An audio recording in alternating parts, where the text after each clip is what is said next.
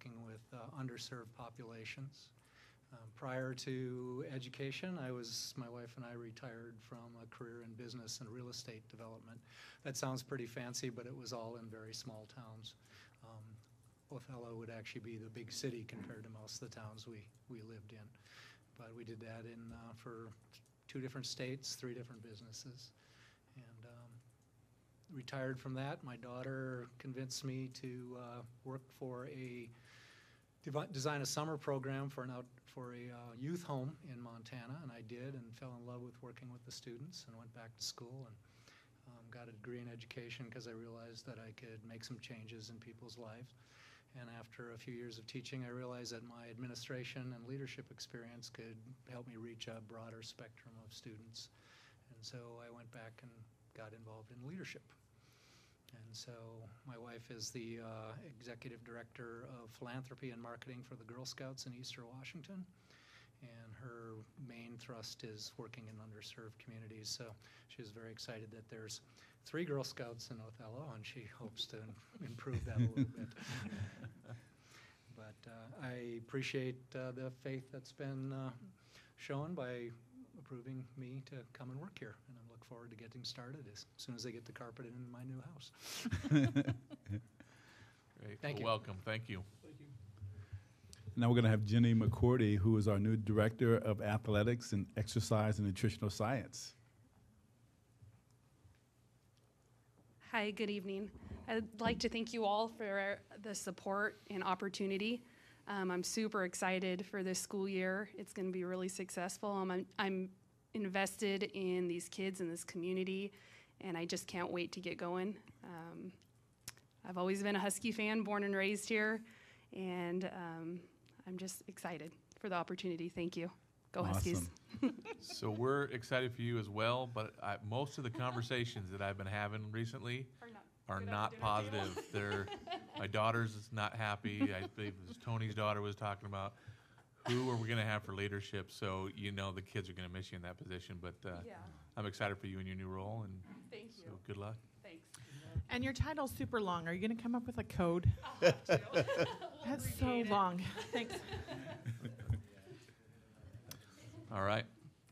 So there is, I'm not sure there's a need for translation, but it doesn't look like it. Would everyone agree with that?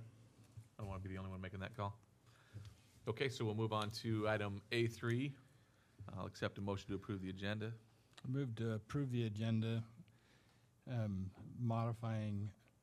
adding new item C1, which would be a site development agreement between the Othello School District and the City of Othello. Adding item C2, which would be pulling an item from the required approvals, which is item C1-4, to make that C2, and then make required approvals item C3 from those changes. Okay, so there's been a motion to add, and how did you word that, Tony? Exactly, how did you want to word it? The site development agreement between the Othello School District and the City of Othello. Site development agreement. Did you get that? Okay. And so I'll just. That's what the document says. I just want to clarify that for the public in the audience. I think just recently we got word back from our attorney who had a chance to draft and look at the specifics of a contract. This is regarding the city who came to us a couple meetings ago asking us if we would essentially allow us to take a portion of our property out on Lee Road and 14th, or Reynolds Road, and for a reservoir, a water reservoir for the city. So there's a lot of questions that the board had there that were answered, and then this is essentially a discussion and potential approval of the document to allow that to happen. And so they're under some constraints with a grant that they're trying to get, and we wanted to not hinder that progress. So that was the purpose of that. It's Lee Road and 14th. You said Reynolds at one point, so it's Lee and 14th. So it's Lee and it's not Reynolds when it gets out there? I thought it might have been It's Lee and always Reynolds Lee. out there. Okay. Anyway, thank you for that. So that was the first motion. The second motion is to pull item C1-4 out of required approvals as a separate item under item C2, and then to move the other two items down to C3 and C4. Correct. Correct? Okay. So there's motion by Director Ashton for that. Is there a second? Second. Second by Director Garza. Any discussion? All in favor? Aye. Aye. Opposed? That motion carries 5-0. We'll all need to refresh our screens now.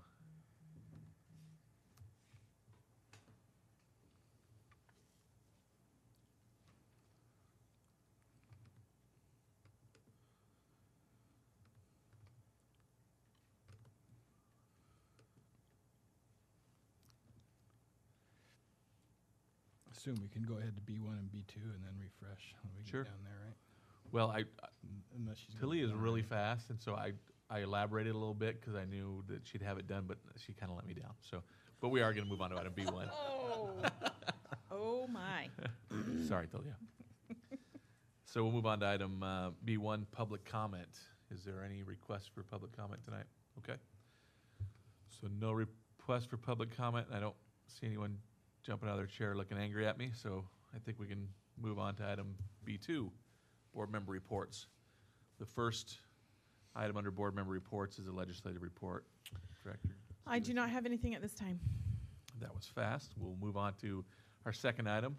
So this is discussion, it's listed discussion regarding special meeting for community linkage on September 10th, 2018. As the board probably remembers, in our board retreat, we looked at all of the linkage recommendations that came from the linkage committee. There was a request to prioritize it, and I just want to clarify that it wasn't to prioritize and say these are any more important than others, but we can only do so many each year, right? With the hope, I think, that we'll get through all these. And while any individual board members or board members as a pair could go and speak with any and link with any community groups or members, this was to set up some meetings where the entire board will link. And so from that, we have the priority list then that's attached. The board decided we're going to have 5 meetings this year, and the first one, if you remember, is September 10th, scheduled for September 10th. So what I need to know from the board is I think we know who we want to meet with, but we don't have to necessarily meet with the top one. It's one of those 5 maybe, and what the location is going to be, the venue, how would we like to meet? So I'll turn that over to the board now to help give me direction on that. I personally would like to go in reverse order from 5 to 1. And I would prefer that we did the meetings in a more informal format for a half hour to 45 minutes here in the district office, here in the district boardroom. So still open to the public, but those are the intent? Anytime we have a quorum, it's open to the public. Right. And so you always have to have it in a location that's big enough to accommodate anybody else that wants to come listen in. I don't think we need to do a big dinner kind of a deal. I think it'd be just as well to schedule a 6 to 7 meeting or whatever. I don't know if we have a time in the calendar now. I don't believe we do. I think we just have a day, but I thought we set a time. I think there might be time. I'll bring it up right now. whatever time it is, I think we should go 5, 4, 3, 2, 1. Start with the ministerial group. Yeah, so this one, I mean, we don't necessarily have to set up the rest of them, but this one for sure we want to know who we're going to meet with. And so your recommendation is the ministerial group, right? We do have it right now scheduled as a special meeting for September 10th at 6 p.m. I personally think we just need to set who we want to meet with, and we already know the date, just so that we can let those folks know well ahead of time. Yep. I don't want to be in a situation where we're 2 weeks out trying to call people and say, hey, we want to meet with you in 2 weeks. Personally. Okay, so let's kind of take this piece by piece. First off, does the board want to schedule all of them right now as far as who we're meeting with, or just the next one? And where are they at with Tony has suggested that we go from number 5 up to number 1. I'm okay with doing one at a time, and then perhaps, since this is a public document, the other four may approach us and say, hey, we want to be next. But I'd be okay with just doing one at a time as far as the scheduling. Maybe we'll draw some interest from 4 through 1 that they'll say, hey, we want next or something. I'm okay with that as long as we don't wait until 2 weeks before, like we did this time. Mm-hmm. It's easy. The board's doing so many Well, things. I will point out it's not 2 weeks, but go ahead. Sorry. How many weeks is it? 2.5? It's 4. 4. 2, 4. It feels like 2 weeks because school starts like next week.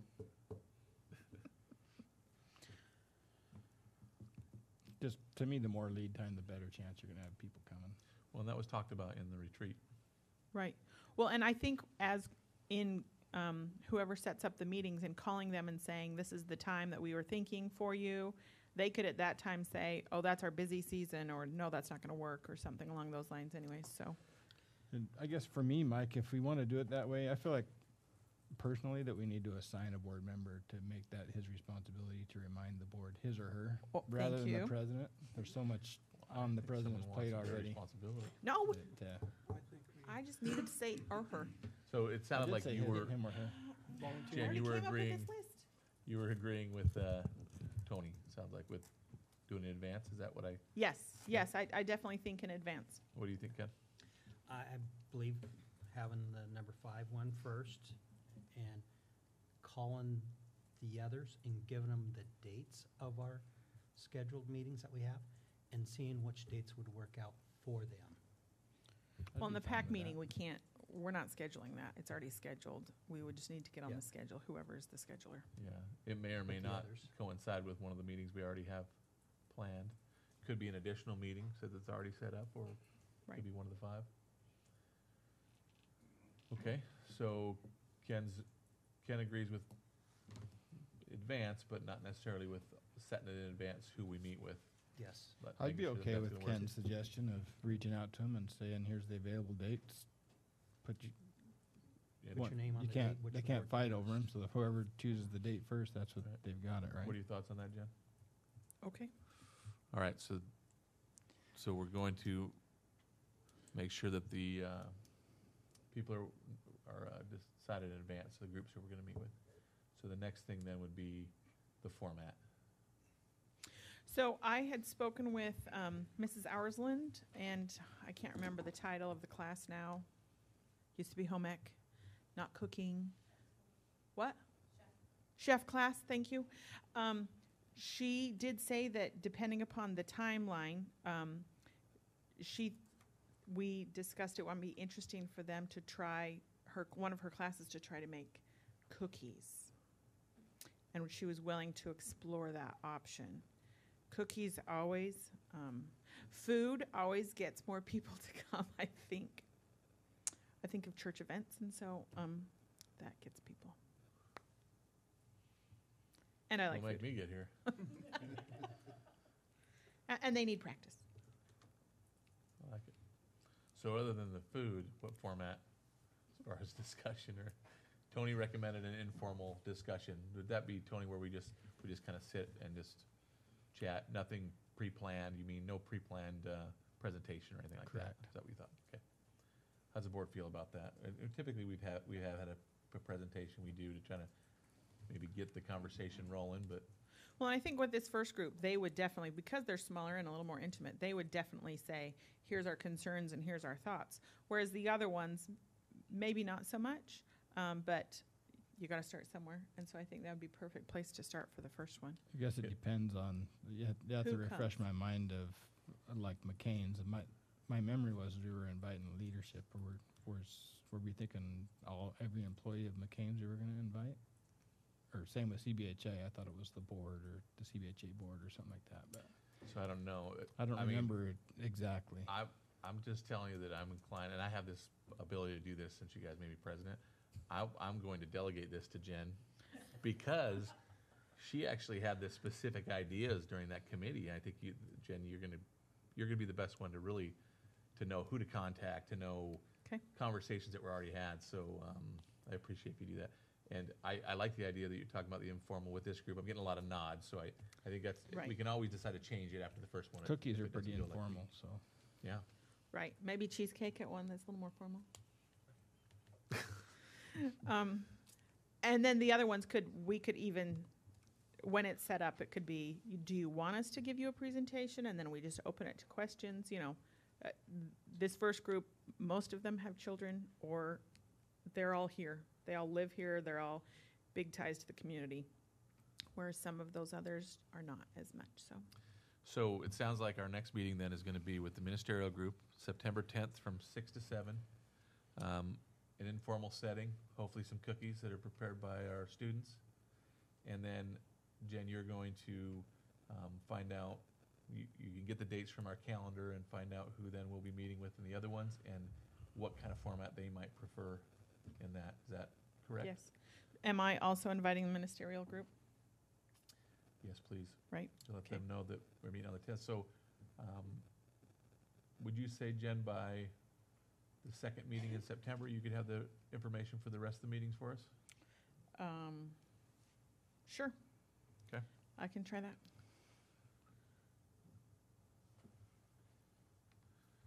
So, the ministerial group is a very, there's like, we probably have, a dozen churches, if not more? And probably 4 or 5 are heavily involved in that group. I think that it would be beneficial to get all leaders, invite a leader from every church, not just that ministerial group, which is like 4 or 5 people. Your thoughts? I agree. The more the better. Okay. Okay. Thank you. Do we need to have any more discussion on that about details, or did we cover what we need to? Okay. So now we will refresh our screens. Come on, Talia.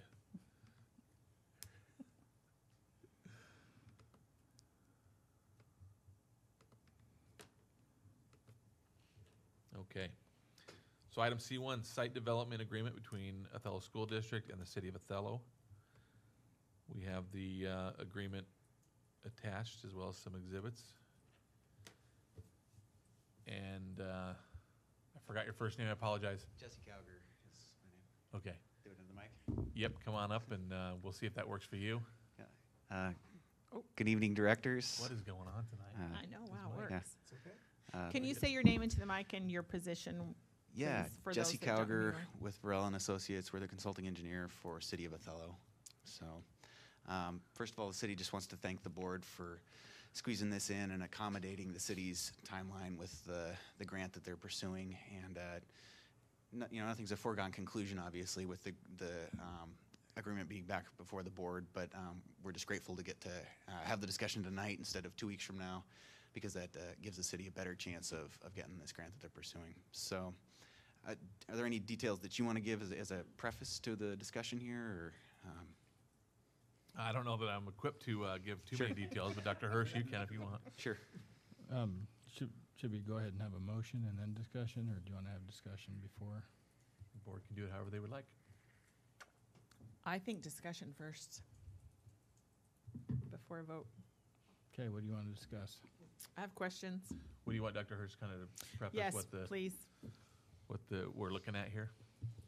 So we're going to have Greg come up, since Greg's been working with the city on this water reservoir, and just, if you could just detail what's been going on with the city, your work with the city, Greg.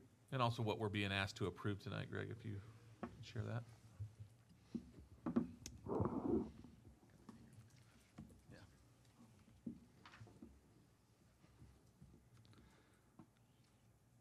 Well, essentially, we're being asked to approve the starting the process of transferring this 0.6 acres over to the city. With that, there's no change of money. We're not receiving any financial payment for it. The deal is that any road improvements, when we develop our land, will be the city's responsibility. And the amount of, was it about? It's about $250,000 $250,000. worth of improvements on that intersection. And the city's willing to pay all the fees responsible for this. Essentially, they're minimal costs out of our pocket to do this. And the purpose of this land transfer? For the city to have a water reservoir. Meaning what to lay people? Thank Oh. you. It'd be a water tank, Thank you. potable water, drinkable water. So reading the document of the transfer land transfer, my question was, a lot of it said that the district would do this and the district would do this, and if they didn't do it within a length of time, then the city would do it. How much time and cost to the district in terms of employees are we basically putting out to give land away? I mean, not give it to a different entity. To give it, I know that's probably not a great question. to transfer, Yeah. it's minimal cost. It's, most of this in here it's not a lot of time involved for the district. Okay. What happens to this piece of property if the city does not get this grant? So the city has two projects going right now that sort of has commingled funding. So the one is the new tank that's planned for 14th and Lee if all this comes together, and the other is a new well. And the reason that matters is that there's some appropriations, there's some loans from the Drinking Water State Revolving Fund, and then there's also this piece from Community Development Block Grant that sort of completes the funding package. So if the city doesn't get the grant, they are going to make the project work from a different funding source. It's just, it's the best for the city if they can get as much grant as possible, and that's why we're trying to get all these things together to make it look as appealing as possible for Community Development Block Grant to fund it. So this reservoir is getting built regardless of whether that piece of funding comes through, but of course it's better for Othello if they get that grant, and then the water customers don't have to bear the cost of paying for that $750,000 that they're trying to get there. And so then what happens if, oh, I lost it now. It says multiple times, at least twice in the document, that the city might not do the improvements to the corner of the property until a school is built. Is there a way that we can line item those off and say these improvements will take place within a timeline, whether a school is built on that property or not? So there's ways to do anything in an agreement. Part of the reason it's set up the way it is right now is that there's sort of a sequence of dominoes that will fall down as a piece of property is proposed to be developed. And specifically with the school, once the project's initiated, it triggers environmental review, and that usually triggers a traffic study. And so while we've approximated what those improvements are going to be at that intersection, the traffic study will put the quantitative analysis to it and define exactly what's needed at that corner. So we know there's going to need to be sidewalks, we know there's going to need to be some lane alterations, additional asphalt, but the actual intersection design, you want that to be married to the data for your new school. So whatever the bus routes end up being, the traffic that's going to be generated there, you want that to mesh with your site plan. So I think it actually makes sense for the district as well to defer those improvements until you actually move ahead with your project, just because then the intersection design is actually married to your site design. Okay. Is Lee Road going to make it that long? So that's actually a very, very good question. So Lee Road does need work, and the city has been pursuing funding for that. And so whenever that project goes is most definitely when intersection improvements are going to occur. Okay. So the only question then is if it probably just requires more conservative assumptions regarding that intersection to make sure then that it works with whatever might happen on the school site then. Is there a way, instead of gifting the property, it could have like a 99-year lease or something like that? Would that still work with the grant that you're pursuing? So to make it work with the grant, it could just be an easement. What I recall from our past meeting, I want to say one of, I don't know if it was Greg or if one of the board members were asking, because there was the question about what if there needs to be a pond? What's the issue with safety there, you know? And I want to say maybe the attorney had the comment like, no, it's better for the city to own it in that case because it's no longer your liability. So, like I say, there's a lot of different ways to skin the cat, but I think at least for the concerns that were raised, it made more sense for the city to own it. So I have a question, I'll piggyback on that. If your knowledge of most types of grants you can get for road improvements, I know cities can get street improvement types of grants. Does it require the city to own the property in order to get those kind of grants, or could they do it with just simply an easement or a long-term lease? It wouldn't require it to be an easement, but I believe the way the city code is written, and Ann Henning, the city planner, is going to arrive here. She had some agenda items on the city council meeting, and she can speak directly to this, but I believe the way the code is written, the property owner becomes responsible for those frontage improvements. So if you don't actually transfer ownership, the school district remains responsible for those intersection improvements because you still own the property, even though you would lease it to them. So again, it's just probably one of those things where, true, there's no, you know, in legal terms, consideration being given, no money being transferred here, but the main value, I think, to the district is those frontage improvements being borne by the city, and the city having access to transportation grants that helps the city defray that cost. So again, there's a lot of different ways to skin the cat, but as far as just sort of a straightforward approach to a property owner being responsible for frontage improvements and that being the main benefit to the district, that seemed like the most logical way to skin it right now. When I ask about those types of grants, because I'm a taxpayer in the city as well as a taxpayer for the school district, so I'm looking at it from both perspectives. And really the question I have from the board is, can you think of any negatives to the district? Because our job is to make sure that we're protecting the best interests of the district. Can you think of any negatives to the district with this transfer? I could only think of the positives. You know, they're releasing a large burden from us for the improvements on the intersection. The water tower there will help water flow issues in the future whenever a school's put on that site. And also it's two governmental agencies working together where we're using the same money from the public and working together to use it wisely to come together on this project. Yeah, good point. Any concerns from the board? I just think this is super rushed, and I understand the timeline that the city has. I just think that this is really quick. So that makes me nervous, not being able to have more time. So is it that you don't know of any negatives, but you'd like more time to research Yes. Potential negatives, you're saying? Yes. Gotcha. Right, and I get that it's like next week. I called and talked to Sean Logan today. He said, we have to go next week to get this grant. And that's just so fast. So do we feel like we're ready to vote on this?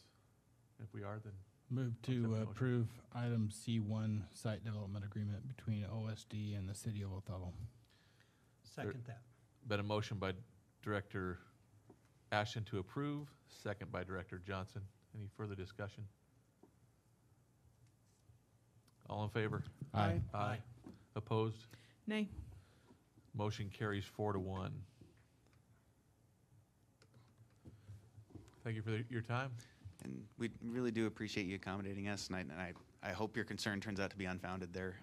And you know, the city's going to work in good faith on this. So thank you for that. Thank you. Thank you.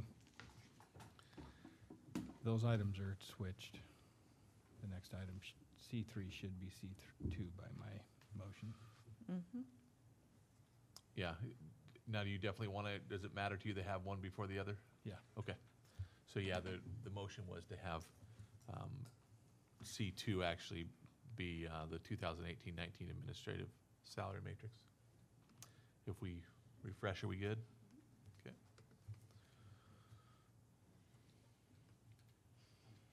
I'm gonna go. Thank you. Thank you. Thank you.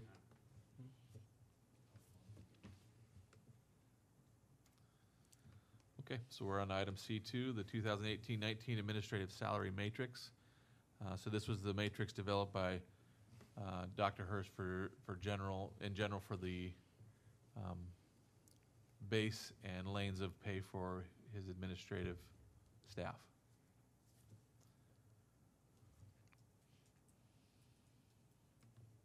Before a motion is made on this, I believe Dr. Hertz shared that there was one mistake that needs to be corrected in the motion.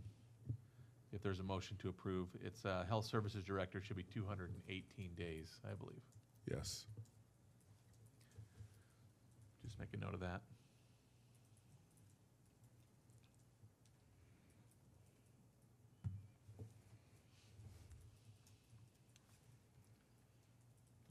But the dollar amounts are correct, it's just the contract days. Right. Okay.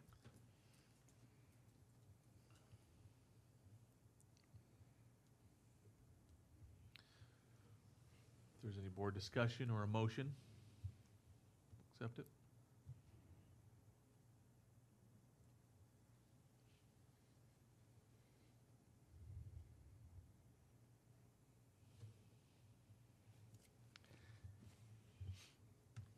I move to approve item C-2,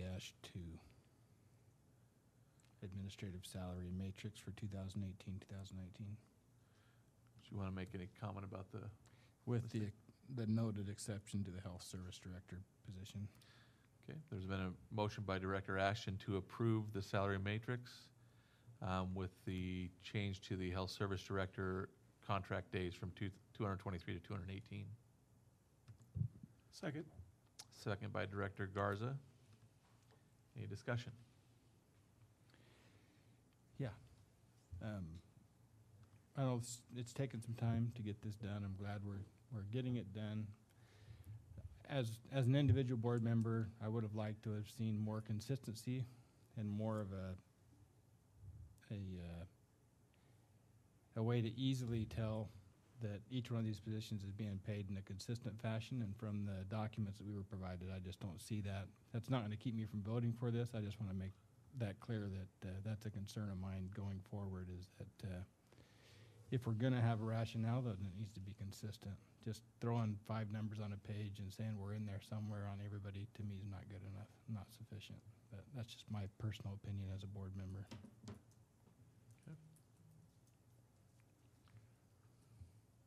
Any other comments or discussion? Okay, looks like we're ready to vote then. All in favor? Aye. Aye. Opposed? Motion carries 5-0. We'll now move on to item C3. Congratulations, admin team. Item C3, required approvals. I'll accept a motion. I move that we approve the required approvals.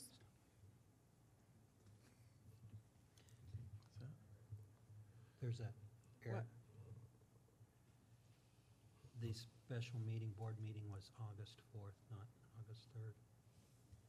Oh, So is the The attachment document- itself, it says August 3rd, so, The document itself's good, the name of the The document's name of the incorrect. documents. so there's, Yes. was there a full motion to approve that right there? yes. So someone can amend that motion. Can I amend my own motion? I think so. I amend that the August 3rd date is corrected to August 4th on the special board meeting minutes, and everything else is approved as is. So there's been a motion to approve and then a motion to amend her motion by Director Stevenson to approve the required approvals with the change in the date of the special board meeting from August 3rd to August 4th. Good catch, Director Johnson. I will also want to let the public know this is also the approval of the 2018-19 school year budget that we had the hearing for at 6 o'clock. So, motion's on the table. Second? Second by Director Ashton. Any discussion? I have a question on the certificated assignment order. There are a couple more long-term subs. I want to know if any of these that are not long-term subs currently on this list have replaced some that we've approved in the past as long-term subs.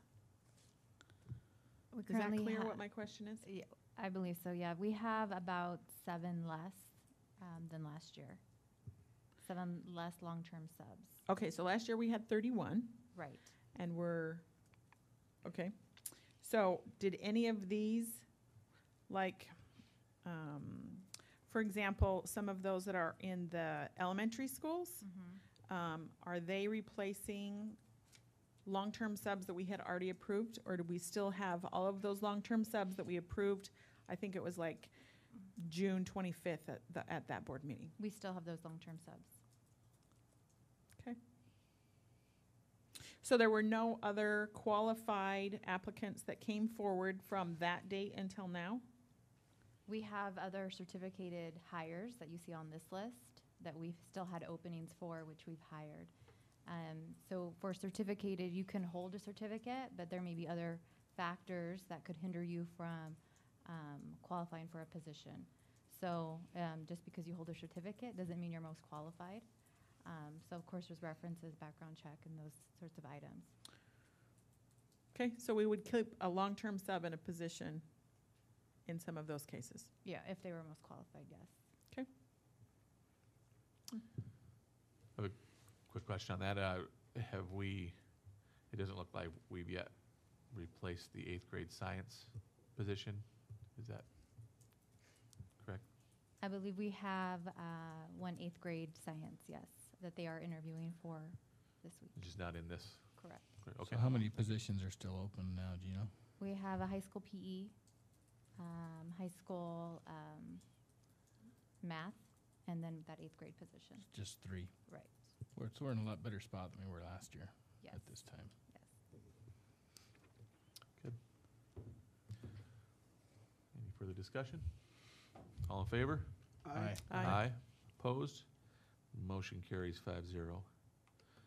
We'll move on to superintendent comments. So before Dr. Hertz starts, I just wanted to clarify that some of these documents in here are supporting documents, rationale, criteria, some salary surveys that were taken, as well as the administrative contracts themselves. And we approved the general administrative salary matrix, but the actual documents themselves are in here as supportive documentation.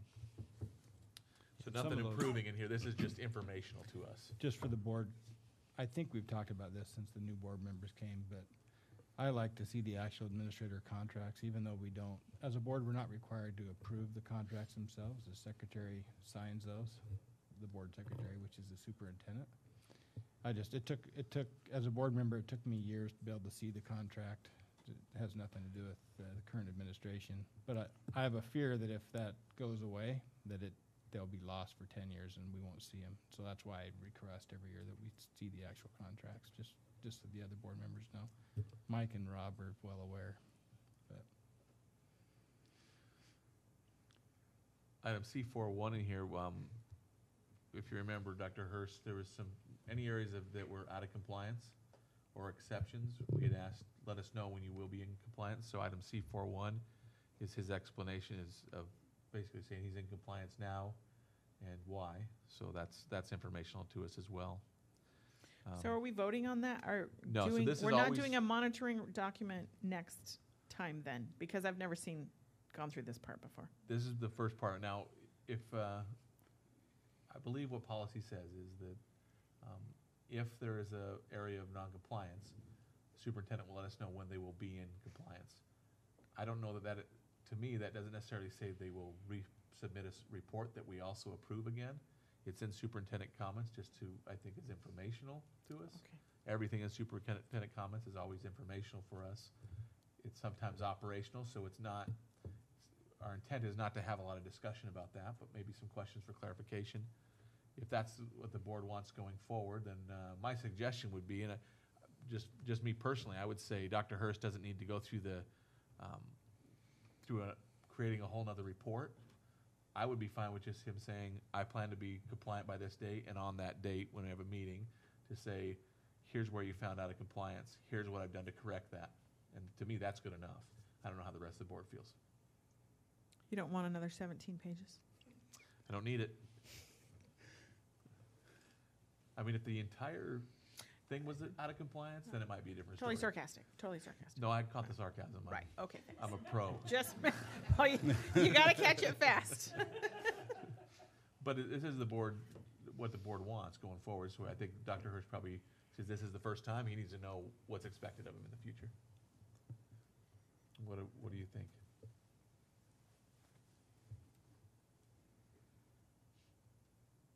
I think what you've said, Rob, yes, I don't need to see a whole new thing again. That makes sense? It does. You could probably keep it brief just to the area that you were found the exception or whatever it was and why. I guess the other question I would ask the board is... I was trying to find it, and I haven't been able to locate the exact wording. Maybe the wording's changed and it's not even there anymore. But my memory is that anytime the superintendent is found out of compliance or out of compliance with an exception, he will inform the board of when he'll become in compliance. But my memory is the policy does not say that the superintendent will provide proof of compliance or any of that. Just my memory is of the policy anyway, was that the intent was that the superintendent would provide a day that he will be in compliance, and then it stays in the normal schedule before the board actually reviews it again. Otherwise, in my mind anyway, every single policy would be reviewed multiple times, could be reviewed multiple times during the year, and it just seems cumbersome from my view. But that's just my memory, and I can't find the exact, I've read BSR 4 a couple times, and I can't find where it's even in there, so maybe it got changed and it's not even a policy anymore, I don't know. My memory was that it was in BSR 4.1.2. And now I'm looking and it's not in there either. But it was a request we made of Dr. Hertz, even though it's not necessarily in the policy. And so I would agree. I would agree that it doesn't say in there that he has to show proof. I think it's a good idea to show that. But I guess the other question would be, I would imagine Dr. Hertz would like to know, does the board agree? Does his proof make the board feel that, yeah, that's... Yeah, and I guess I have a hard time doing that without reevaluating the whole policy. Sure. From my view. So it's going to come up for review again, and I guess the board will have an opportunity to, I mean, if he believes he's compliant now, he's probably going to put the same in his report. When we come up to review it again, the board will be able to share that. Is that how the board feels? Because I don't think we want to keep referencing, well, it was evaluated on this date, but then we reevaluated it. Yeah. I mean, it would be nice to have a date somehow attached to it when we review it again.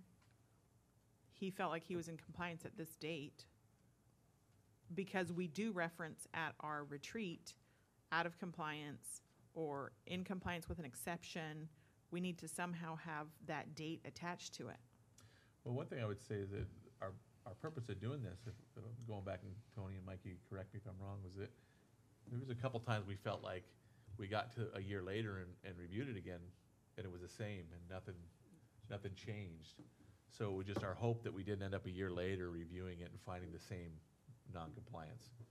And so knowing that it's actually on the superintendent's radar, that he's made some, he's taken some steps to correct it, might be good enough for the board.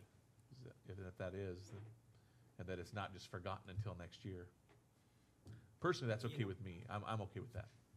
You know, to me, I think when we find something out of compliance and when we ask for a timeline when it would be in compliance, I think just at the end of that timeline, a quick little report like this would be satisfactory.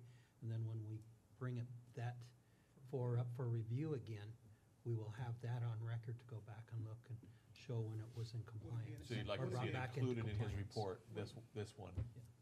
Yeah, I'm okay with it being included. I just am not really comfortable With completely reevaluating. with going down the row and say, does this make it compliant or not? Because now you're talking about changing the monitoring response document, and I don't think that's Yeah, we could be appropriate. monitoring multiple times. Yeah. Okay, so does that, you get clear direction on that, Dr. Hirsch? Makes sense. Okay. If there are no questions for clarification on items C4.1 through C4.4, move on to C4.5. Dr. Hirsch wanted to give us a report of kind of his feelings in response to the K documents that we went over on August 4th. Thank you very much, Board President. Wanted to share with the board and those who are here in the audience and those who are listening. Last board meeting, there was a couple of documents that was shared. One was the Tita Crocker report, and one also was the cost analysis from Architects West. And what we wanted to do is really just give a response to the board based on those documents. And what I wanted to share with the board is, if we all remember the conversation that I had with the board on March the 26th. On March 26th, I shared this video, and I also shared a presentation on reimagining Othello schools. And in that, I shared 3 basic shifts. I talked about instructional shifts, I talked about early literacy, and I talked about some structural shifts. And putting everything together was really the direction that we're headed in as a district. So just to share with you very briefly, when we said instructional shifts, we talked about that cylinder and some of the things that we're going to be doing in our vision, in our classroom. One of the elements was project-based learning, if you remember that conversation. We also talked about design thinking. We talked about global competencies that was going to be happening, and we talked about skills and identified what those particular skills were that we're trying to develop within our students and how that was going to be accomplished. We also talked about the importance of early literacy, and also Director Johnson just mentioned the forward progress that's happening in that area as well. And then we also spent time on that day, March 26th, talking about the structural shifts. And the structural shifts was really the K through 8 in the movement that we were making. And if you remember also, when I talked about those shifts, each one of them was for a specific challenge. And I started off by sharing with you some very specific data that I just started looking at when I first was hired here. So it wasn't just K through 8 we were looking at. It was all 3 of those shifts and 4 of those specific challenges. So taken in all together, all of those shifts were designed to move us to really reimagining our schools. One of the things that I shared with my executive team, Pete and Sandra, and then I later shared with our leaders, some of you are sitting here in the room, we talked about the ability to be able to listen to information, review information, and then reflect, and then respond appropriately and wisely. And that's one of the things that we did. We had a conversation with all of our leaders here. We looked at the information that was shared. And one of the big things that came out of that meeting, last board meeting, was the price, $32 million. One of the first things I will share is that $32 million figure was not just K through 8. If you look at that document carefully, it contains several components of the vision when we talk about space that we needed. So one of the things that we have taken ownership in as a district is, separating that document out in future conversations and really looking at what would it take in the future to really look at a K through 8 versus everything together. So we took ownership in that, but we could not ignore that reality that that was a big cost. $32 million is a big cost. So in our minds, we're thinking, so where's that coming from? I mean, that is a big price tag that would have to go to our community, our voters, for a potential bond in the future. In the meantime, we talked about kids next year will be 7th graders at the elementary, and then 8th graders, and where are those resources coming from? And then the materials. Would it be portables that we have to keep adding to the campus? But the bigger topic was the cost. Another factor that came up in our conversation was overcrowding. We're a growing community, and we've said that again and again and again. When we look at that plan, even though it included K-8 and elements of the vision, it was really for our current students, and I really wanted to solidify that with Greg Fultz. And we had this conversation about that, and he confirmed. And again, we as a district have looked at all the information, and we've had taken a step back. We've reflected and said, yeah, this is going to cost a significant amount of money. And plus, the big issue is it doesn't really address the overcrowding or the growing community of Othello. So one of the things that we shared is we're reflecting, we're taking a step back, and we really want to pause just the conversation. I will say that in my conversation with our leaders, we're on board. We believe in those shifts that I shared with the board on March the 26th. We believe in the structural shifts. We believe in K-8. There's a big, even following, with even the teachers, we've done a survey and they supported that. We have people in this room, teachers who are also on board with the instructional shifts and the early literacy components as well. But as much as we're on board, we also understand that we have to exercise wisdom and looking at that dollar figure and looking at also our growing community, and then maybe take a step back and really just pause. And we were very cautious also that we're using the term pause because we wholeheartedly believe in the direction and the work that's happening here. There's a lot of excitement here in Othello about the work, and I have shared with you and with the community and with our leaders here, I believe in the work. I absolutely 100% believe in every single thing that we presented and that we're doing. And I know those who are sitting here, they believe in that work as well. But again, it's a conversation that we have had, and we realize that we do have to pause, which is an opportunity. And I see it as an opportunity also to look at how do we expand the conversation? How do we get others involved? And if we're pursuing this entire vision, including all the shifts, how do we bring more people to the table and just have this conversation and open it up? The reality is, if we're pursuing all three of these shifts that we've shared, the whole community is going to have to get behind it. That's the reality, which means that we have to open up the conversation. People's going to have to sit down together. We're going to have to talk about the instructional piece, the early literacy piece, the K-8 piece as well. So we do see this as an opportunity, pause the conversation, gather more individuals together, sit down at the table together, and have a dialogue about where we go, what do we do for our students, and we work together to pursue that. Again, we want to be very cautious with our words. The message that I'm sharing with the board is we believe in everything that we're doing. We even believe in the K-8, and we believe that's the right thing for our kids. We don't want to stop the conversation. We just want to include more people in the conversation.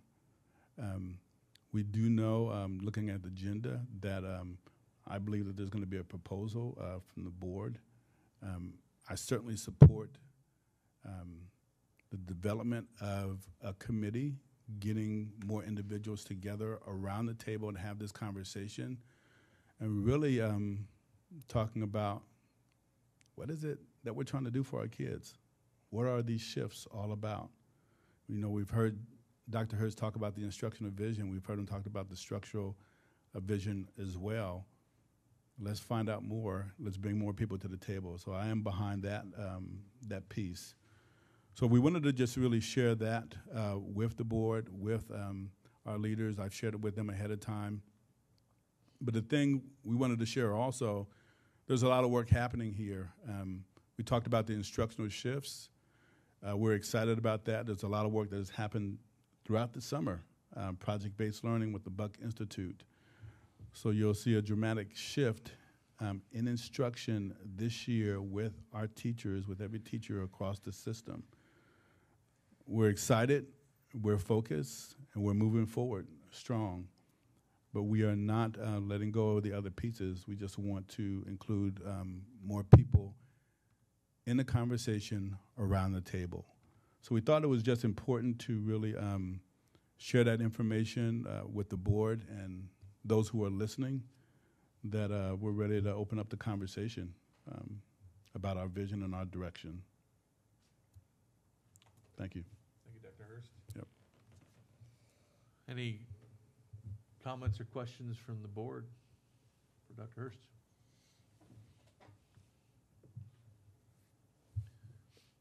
Okay. I'll make a comment.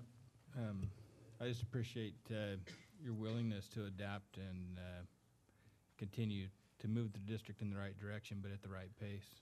I appreciate the thought. I know a lot of thought's gone into this and this decision to pause it or slow it down a little bit until we can get our facilities so that it works with the plan. But to me, it's a sign of a great leader when you're not trying to shove a square peg in a round hole just because, gosh darn it, we're going to do it one way or the other and we're just going to make it work. I think that shows a great leadership quality, and I voted to hire. I'm one of the board members left that voted to hire you, and that's one of the qualities that caused me to approve you as a hire to begin with. So I'm glad to see this. It's not about pride or any one person. It's about what's best for Othello. Well, I'll just add, personally, I still fully support the vision. I support and want to do what's best for our kids. And so this is an opportunity for us as a community to find out how to make the vision happen. And so I appreciate what you said, when you talk about that document not just being a document for K through 8 configuration, because that was what occurred to me when I read it, and that there's more to that document, and so now it's up to possibly a committee to help figure out that part of it out. So, all right, thank you for your comments. So that concludes that section. We'll move on to item D1 now. As usual, these are monitoring reports and monitoring response documents. Move to approve item D1, acceptance of the EL5 monitoring report. There's been a motion to accept the monitoring report for BSR 4 by Director Ashton. Second. Second by Director Stevenson. It's the monitoring report for EL5. BSR 4. So BSR 4 Sorry. that came back to bite me. Thanks, Tony. I thought for a second, I was like, why would that be BSR 4? Yep. What are you saying?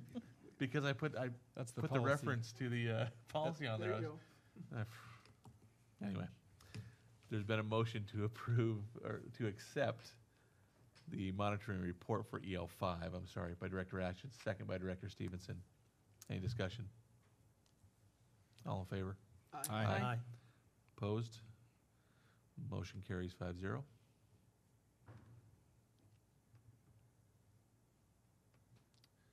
D2.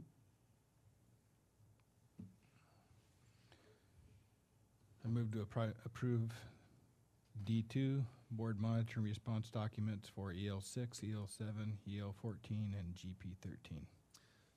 Been a motion by Director Ashton to approve. Second? Second by Director Garza. I'm sorry, you haven't said discussion yet.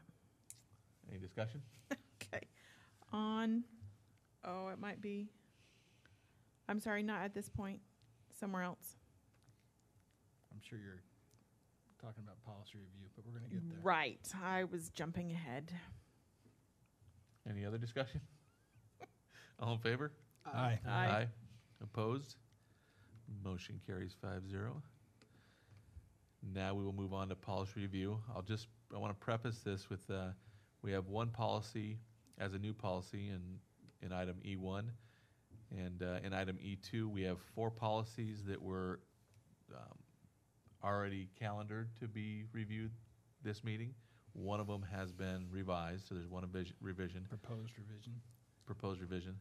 And then there are 4 more proposed revisions on policies that are not on this cycle. So we'll start with item E1, the new policy. GP 6.1. So I'm going to read the policy.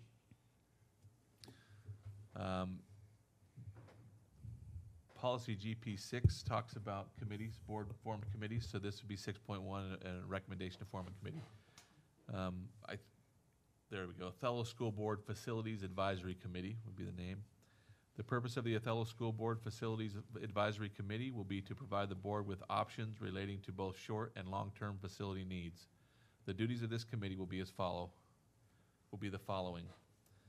Develop a 5-year facilities plan based on the instructional vision of the Othello School District. Prioritize this plan from highest needs to lowest needs. Seek input from experts outside the community to determine the fiscal impact of the needs that have been determined. And number 4, provide the board with at least 2 options that include the fiscal impact and timeline for each option. The committee will consist of no more than 25 members and will include the following: 2 school board members nominated by the majority of the board, 3 members of the OSD administrative staff to include the superintendent, the executive director of business services, and 1 school site administrator nominated by their peers, 1 teacher from each school site nominated by their peers, 1 elected member of city leadership, would be city council or mayor, 5 parents chosen by a lottery system, 2 high school age students nominated by the board student representatives, 5 community members with no ties to the school district, we would call those owners, I believe, that are not also customers. That would be a lottery system for appointment. At the first meeting, the committee members will nominate a committee chair and vice chair. Board members, the superintendent, and the executive director of business services are not eligible for nomination. The committee members will meet at least twice monthly and will provide the school board with monthly updates of progress. At the first monthly update, the committee will also provide the board with a proposed deadline for completion of the committee's duties. So that is a policy that Director Ashton and I kind of brainstormed and came up with, and we're open to any suggestions or thoughts. It's a great policy. It's a great way to move forward. The first one, I don't have a question on, but would like to add on to, is develop a 5-year facilities plan. In your paragraph before that, it says provide the board with options relating to both short-term and long-term facility needs. To me, 5 years is short-term. I believe we should stretch this out almost to 10 years, because by the time you get a 5-year plan put in place, we're already undersized and we need to be looking ahead to the future again. So that's where I believe that 5 years is the short-term and 10 years the long-term on that. We need to be looking out there quite a ways ahead. This is quite a large group. It's going to take a lot of devoted individuals to be very committed to attend these meetings. And you say that you'll meet twice a month. I know that's needed because we have a lot of work to catch up on here really soon. But I think as the plans are developed, I think you could spread those meetings out, because I think you'll start losing some of these board members after a while, with commitments after a while. How long do you, in your mind, Ken, do you think this facilities committee is going to, I intentionally wrote it that way so they would come up with a timeline, but in your mind, are you thinking this is gonna be a year-long committee, or what are you thinking? To me, I think to develop a plan that we need could take up to a year, possibly. But, you know, there might be a lot of great minds there that are gung-ho on this and get a lot of progress done quick. We've got a great vision to work with, and you get all those members with this great vision on there. Hopefully, work could be accomplished very quickly, but you also want to keep them, you want to keep those members on board. You don't want to lose them.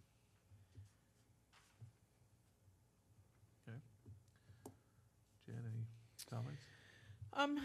I do think that a 5-year plan is more of a short term, and so I do like the idea of a 10-year term, but I think that the 5-year plan for the twice a month, and then it could be modified. We could modify this once they're looking at a longer term. It specifically says twice.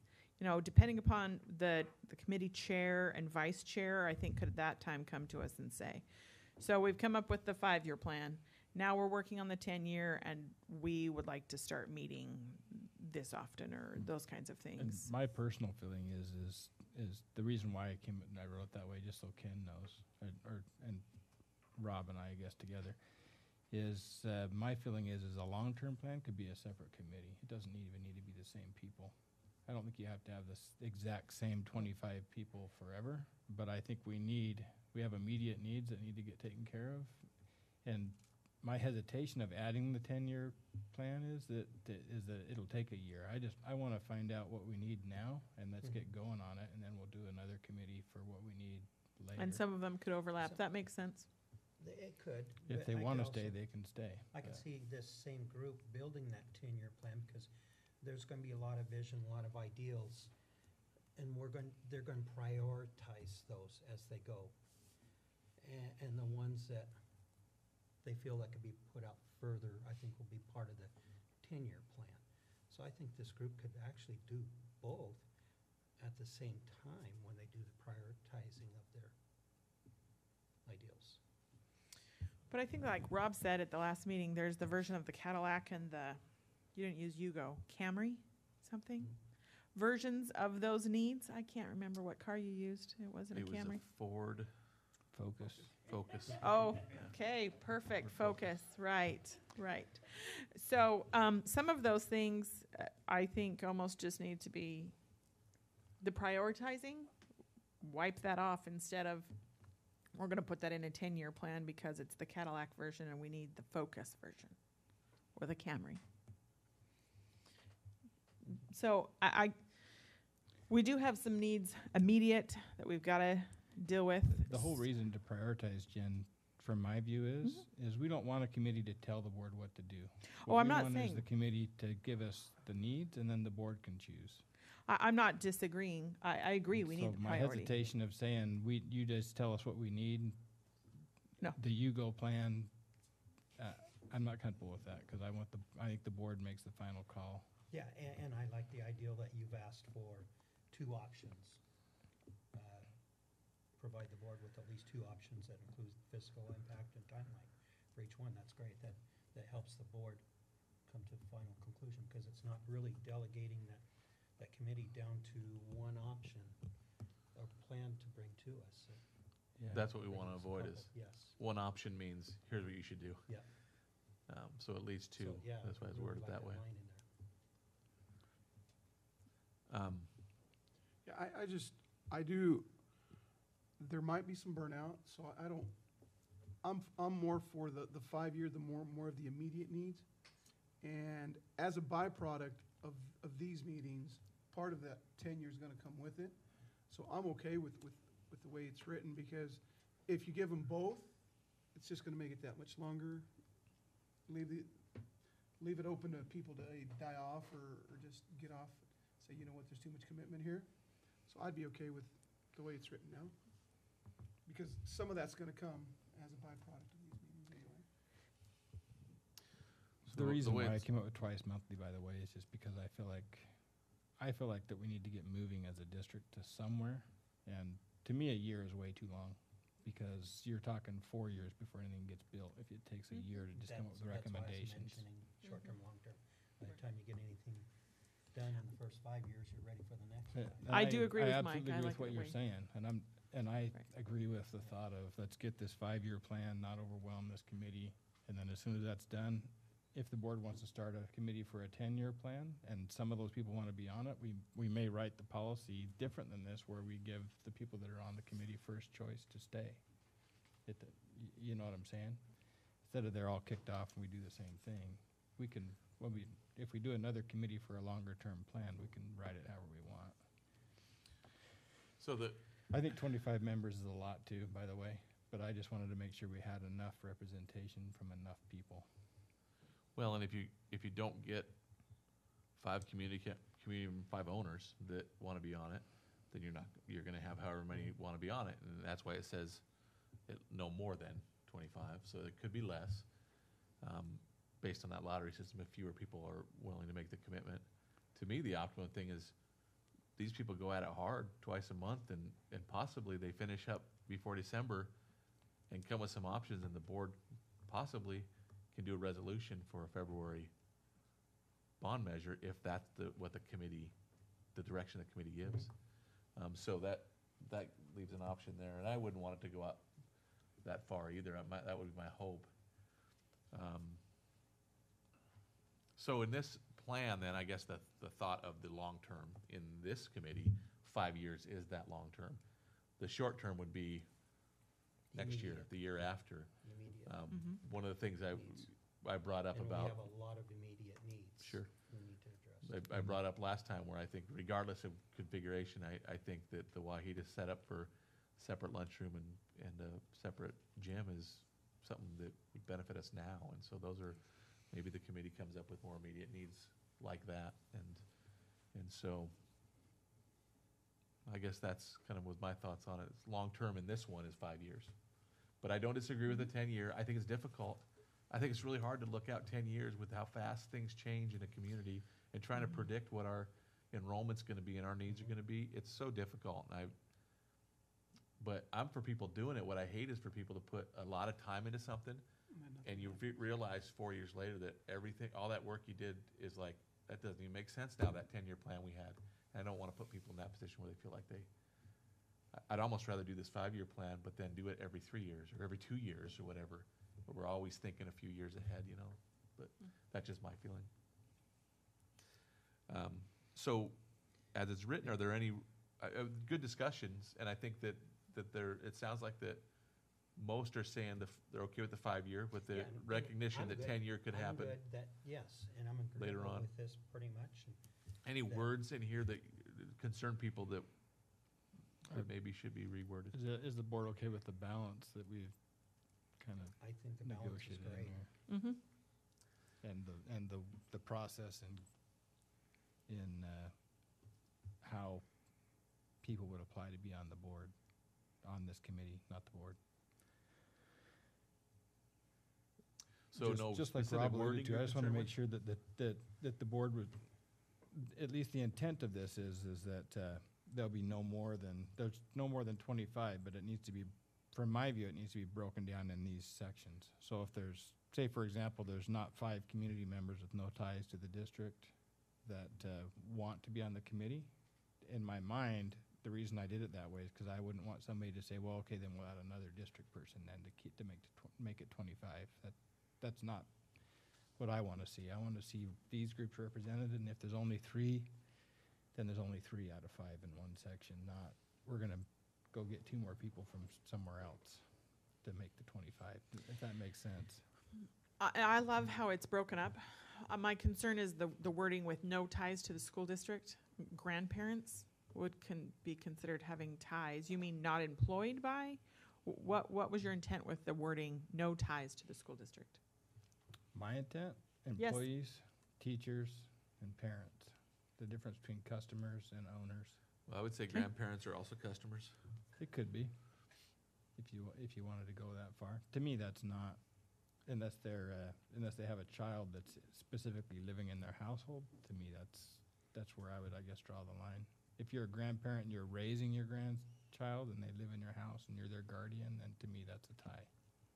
A grandparent, the Yeah. kids come over for cake and cookies once in a while and they tell you about what they did at school. I get it, but there's just a don't lot see of that. grandparents that are highly involved in their grandchildren's education, even though they don't live with them. Mm-hmm. So you could specify ties. To me, that's not, I think the way you But have my it written, version of you're that- saying no ties. I mean, it could be open for debate, but I think what we're saying right here is the taxpayer, that it's really for them, it's a financial decision, and they want to get the most bang for their buck. Right. So, How about highest needs and lowest needs? You're the wordsmith, but I'm thinking of more, prioritize the plan to more immediate needs or future or something. I don't know. that's not a bad idea. that's not bad.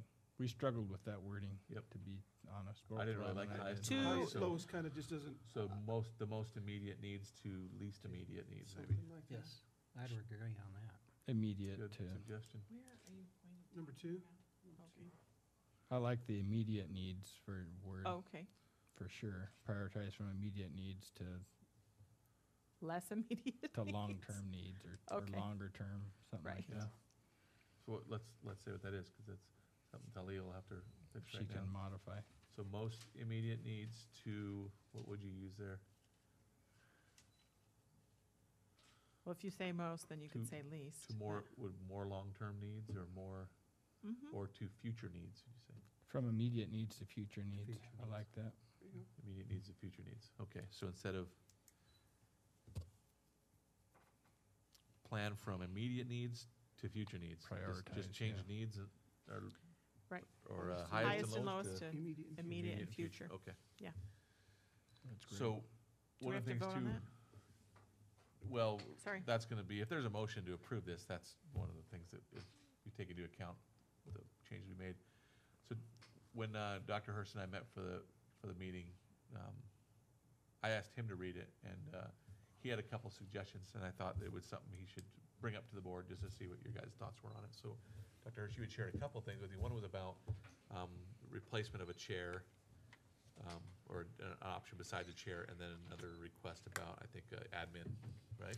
Yeah, just one thing to consider for the board is when you look at the 3 members of OSD administrative staff, I certainly believe that I should certainly be there, the finance business manager, the perspective of the school site. I mentioned to Rob also a potential director, only because they have intimate knowledge of what's been happening with the instructional vision. So if there's conversations, or whoever's facilitating the conversation, the chair, that person, that director is tasked, or all of our directors are tasked with implementation of the instructional vision, so they would have intimate knowledge. So something to consider for the board.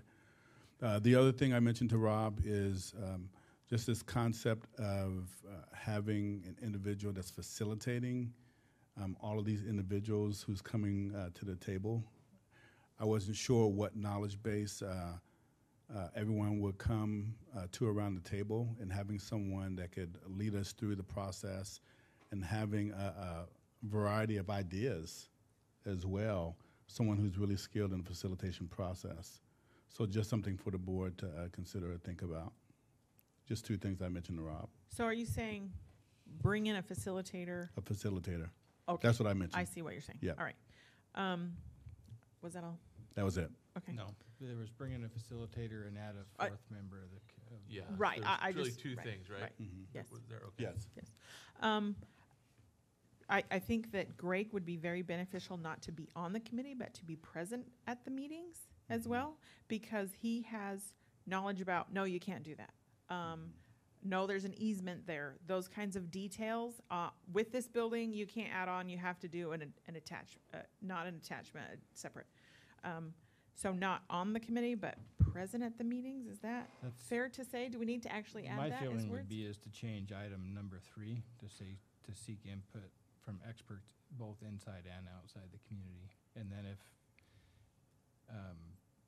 my hesitation to do what Chris is asking is balance. I don't want the committee to be to be too much. I get it, it'd be exactly 12 to 12, or 13 if you did it that way, which is 50% balance. But, for from my view, there really should be more public, more people outside the district than in on this committee.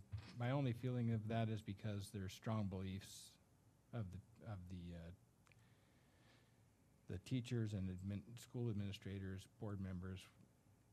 In some ways, we've studied this a lot more than a community, and I don't want it to end up being so many members that are so in the know that they just overrun the rest, and they just are like, well, these guys are way further than me in this, and so I'm just gonna not share my input. So that's just my personal concern.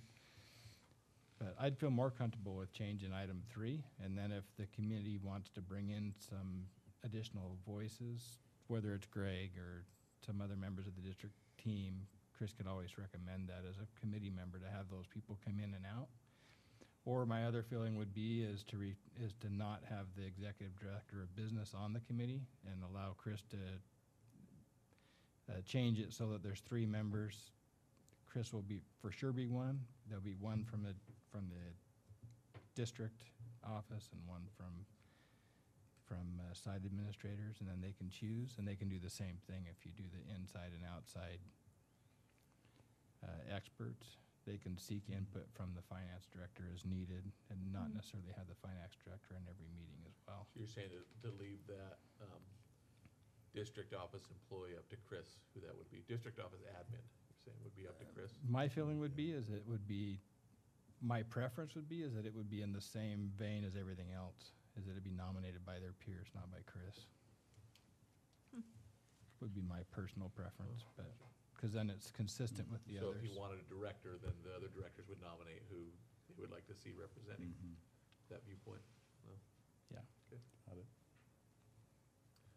Okay, so that's a suggestion. I don't know what the rest of the board feels about that piece. I do like changing the wording to experts inside and outside the community. What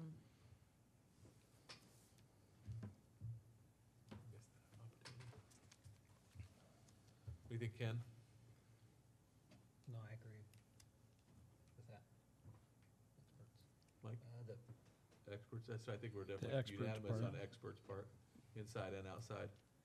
So then the other one would be where we at with those, The 3 members of the OSD staff. change that from business So- or business, What was the purpose of having the director of business services, just because of the intimate knowledge of finances? And there's a lot of questions, but I don't know that that person has to be to every single meeting. They could always Right. be invited in to answer questions about finances and stuff like that. Right, right. That's an inside expert. I don't think that truly matters to us, that request. To me, I should say. so then the wording specifically would say to include the superintendent, comma, a district office director nominated by their peers, and 1 school site administrator nominated by their peers. Is that how you meant it, Tony? Yeah. Okay. How does the board feel about that? Change in verbiage? Okay. Getting a bunch of nods? Yep. Okay. Yep. Would that, Sounds like we like that. would that seem feasible for you, That's Chris? great. For I like your that. thoughts? That's good to go. Okay. So then the last item, are you capturing these, like, I'm probably gonna ask you to maybe put up the changes, Before because we the board has an opportunity to vote on this tonight, and so, okay. The last one would be Dr. Hertz's recommendation for facilitator. I think sometimes the locals understand and know some of the details of the people and how things work here. Because sometimes we're a quirky little town, other than someone that's outside. My feeling is to try it how it is, and if it's not working and they're not gaining consensus together, then we bring a facilitator in at that point. Othello's a unique town, and I know that there's a sediment in Othello of bringing outside people in. That there's a fair amount of people that don't appreciate that, and they would feel like they're being directed by somebody. I think it needs to be a community decision and not brought in from outside influences. I believe facilitator would be a great ideal for the first few meetings. We have a bunch of local people that are great for facilitating. I got one on mind already. He's already worked with the school district. I think Amy may know him. He's worked with them many times. He's helped create other boards within the community to help get started. And I think it would be a good idea to have him in there the first couple meetings to help get the ball rolling, get the, Are you talking about Stephen? yes, Stephen has told me that his term is, he's like a bull in a china shop. And sometimes he rubs people the wrong way. So, and you're right, he has a lot of experience with those things. But he's not an Othello person. He's a Ritzville person. But He's a county person. He is a county person, but that's what the facilitator needs to do. I mean, he's a community member. He's based in this community. He's working with the Amy on the project at the high school the last couple years, and it's been project-based only for Othello. He hasn't took it to, they've been working on other communities, but it's just been project-based here. And I know after the last bond issue, Stephen did approach me about facilitating meetings after that to see what would be needed to be done to help the future bond. Okay, so what do you think, Mike? He's got an office in Othello now, so I think he's vested here to a certain extent, or even if it's on a professional basis, if not on a personal. Why wouldn't we just be encouraging, I don't know the individual, but why wouldn't we be encouraging him to be one of the 5 community members with no ties to the school district, and then he can just be elected as the moderator? Maybe a place it, or, He might nominated be as a able board to, he's chair a or the busy man too, committee chair? so it might, I don't think he'd take on the chair. He's also on the Board of Regents for Big Bend Community College too, so. I think, like has been said, leave it as written, and if it's just deemed that a facilitator is needed, then we can deal with it at that time. I think the way that it's written, I mean, because the last facility committee before the bond, big community decision was a community member, and he was great at facilitating. Travis Goddard he just stepped into that role and was amazing in that position. So I mean, I definitely hear two that are saying that. I don't think I have a consensus yet, though. I don't think you do either unless you're the consensus. I'm waiting for someone to jump on board with you guys or the other way.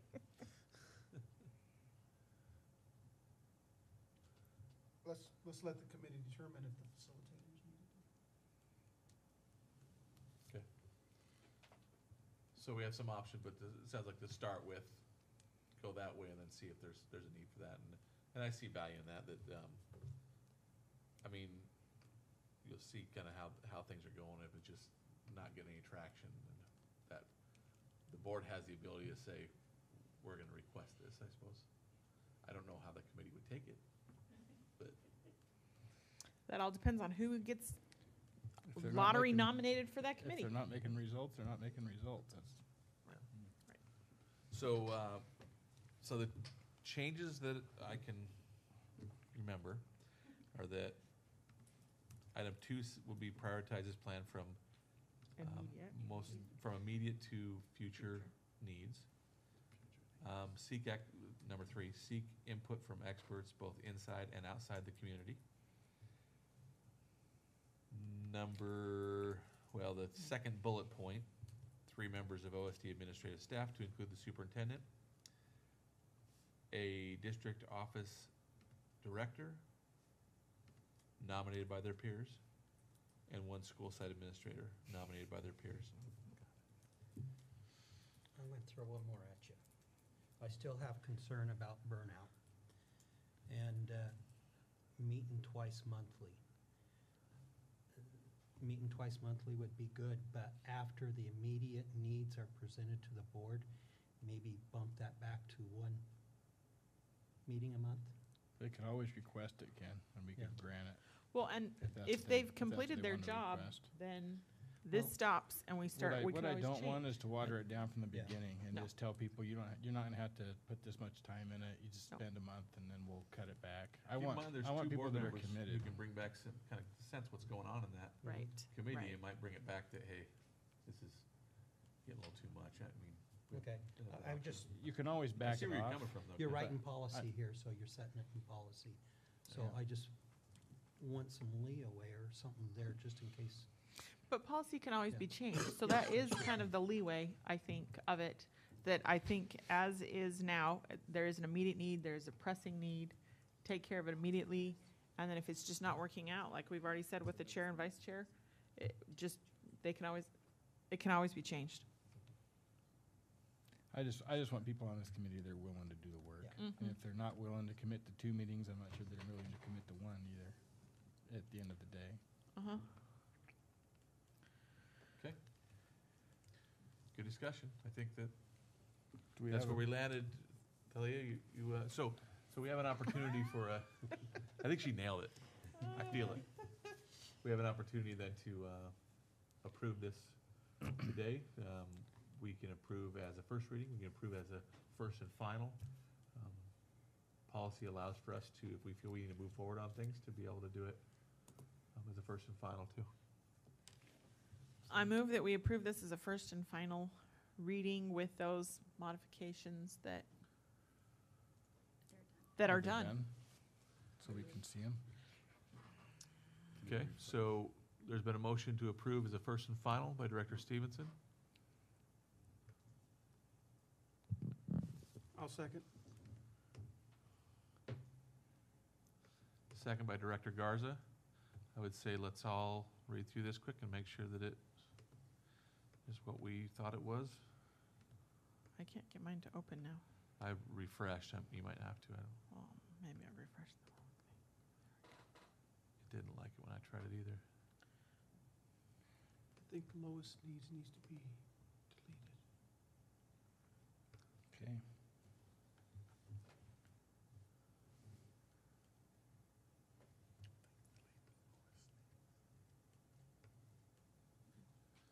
After District Office Director, it needs to say nominated by their peers.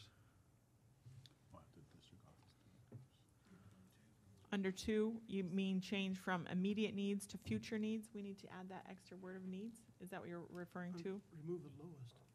I don't see The lowest. lowest isn't there. Oh. It just says immediate to future. Let me refresh again. You have to go back out and re-click. You have to the close new all of them attachment. and then go back to the original. The rest looked right to me. Looks good to me.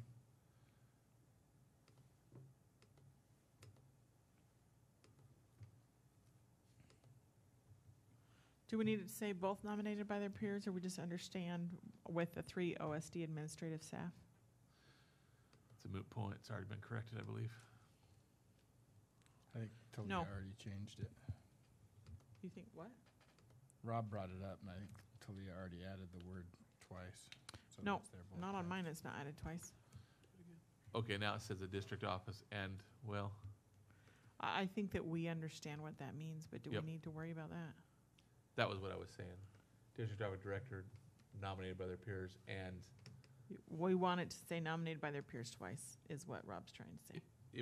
it could be interpreted. that Yes, I'm it's not so disagreeing. I'm to not be disagreeing. That's specific, I why I think said that it. Yeah, I know. You follow what? meant there, okay.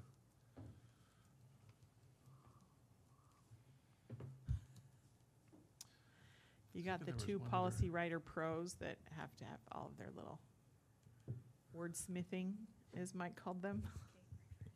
Rob's the man. Tony is the wordsmithing policy Rob? writer. I threw it all down. Rob wrote it. He didn't even catch that we were doing that. So, just to be consistent, under teacher from each school site, it says nominated by peers instead of nominated by their peers. It should say their peers, right? Just to be consistent with the rest, I would say. Yeah. So just add there to that. There to that. was actually a really good discussion around creating a policy. Well done. I'm not sure we started with the broadest and then it went and narrowed it, but You got the discussion open anyway.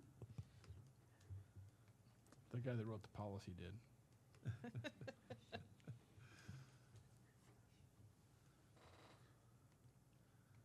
this better be the last time I have to do this. Okay. I think we know what as long as Right. you make sure it's all right, Rob, I think we're Looks good to okay. me. There it is. Okay, so motion and a second on the table. Any further discussion? All in favor? Aye. Aye. Opposed? Motion carries 5-0. Now that it's passed, I just wanted to ask, just so that, let me click yay. The board's thoughts on, when all this should start. Immediately. So if we have, so can we, how will we market it? Should we put it on the Facebook, the district's Facebook page, on ours? The media's here, so that I'm sure it'll be in the paper. But the board's Facebook page. We could try put to on keep it to the board's district's- Facebook group, right? But that can then be linked to the district? So it can be linked, but ultimately on the board's. And then, group. What so- about those that aren't on Facebook? Can we put it on just the district website as well? Not everybody's on As many places as we Facebook. can put it, I think the better. Even if, the Okay. first day of school's coming up, even if Well, there the- was and the some district kind of notice website- there. I don't know if, you don't always have to have a Facebook page yourself in order to view Facebook information if it's made public, right? It shows up on Google searches and stuff, yeah. But yeah, I'm with Tony. Wherever, we want to get it out to wherever we can. Are we ready to nominate I think we, two of us? my personal feeling is we should do that at the next board meeting and give the board some time to think about it. We could Okay. do it tonight, but to me, that's the easiest one to do. I'd like to do it all at the same time with the hope that we'll be able to do the lottery for the parents and the non-community members and do it all at the same time in the next board meeting and have the teacher nominate somebody by then, all these, to have So all the these lottery thing, we'll pick it done. right in the board meeting. That was the idea. We'll pick them right. That was in my the live idea meeting. with the lottery, is How that much time are you planning? So our on? next Just meeting till is- Next meeting? that's kind of what I'm thinking. My feeling is, which is how many weeks? 2 weeks. 2 weeks. And it coincides with the beginning of school, so you can get some Kind of. information out to the parents.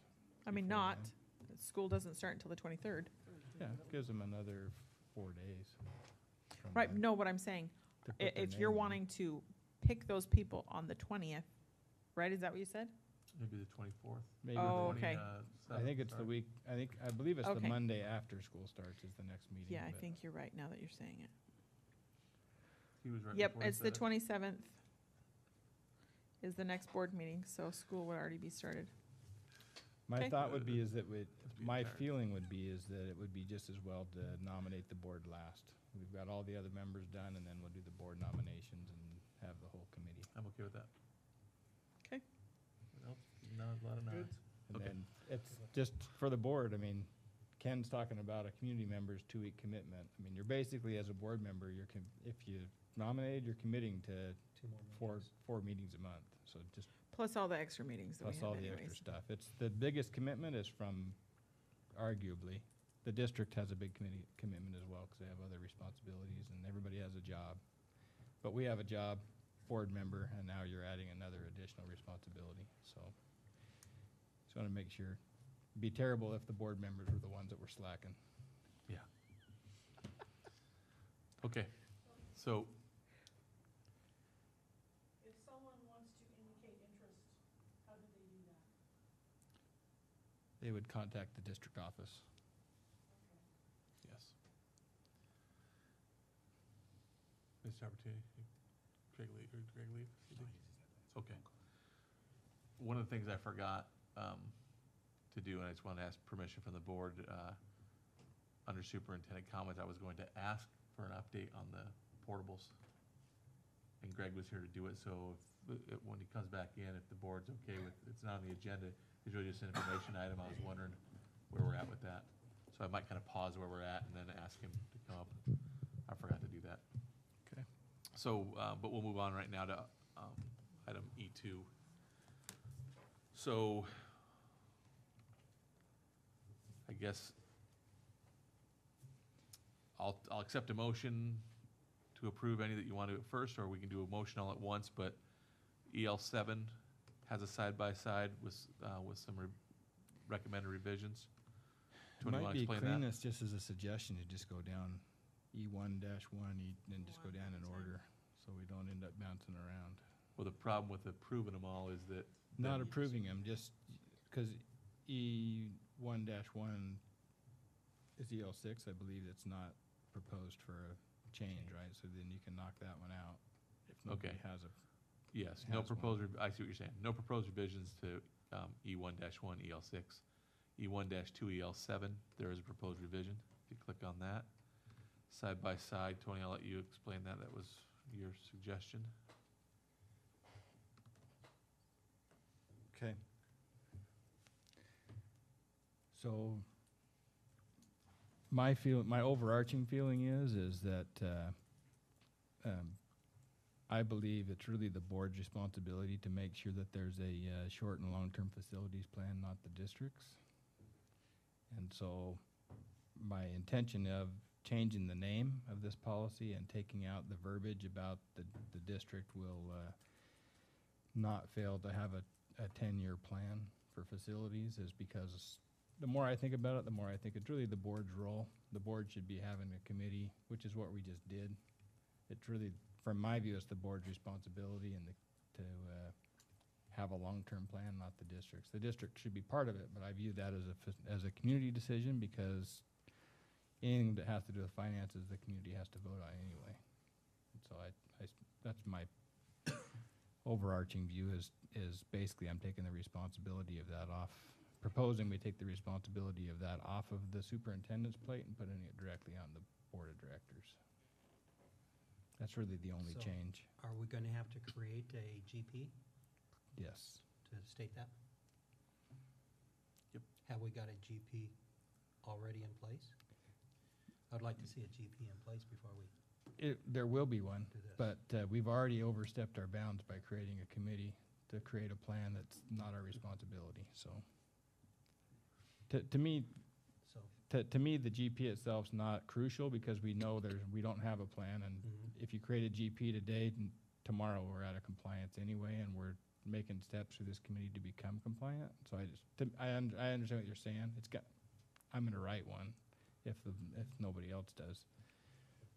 But I don't see that as a major stumbling block because we don't have a plan. We know we don't have one, and we just created a committee to do one, and it's a board committee, so. I think that makes a lot of sense. I agree. Mike? Yes. Okay. So, before I move on to the next policy, Could we just do a motion to approve this one then?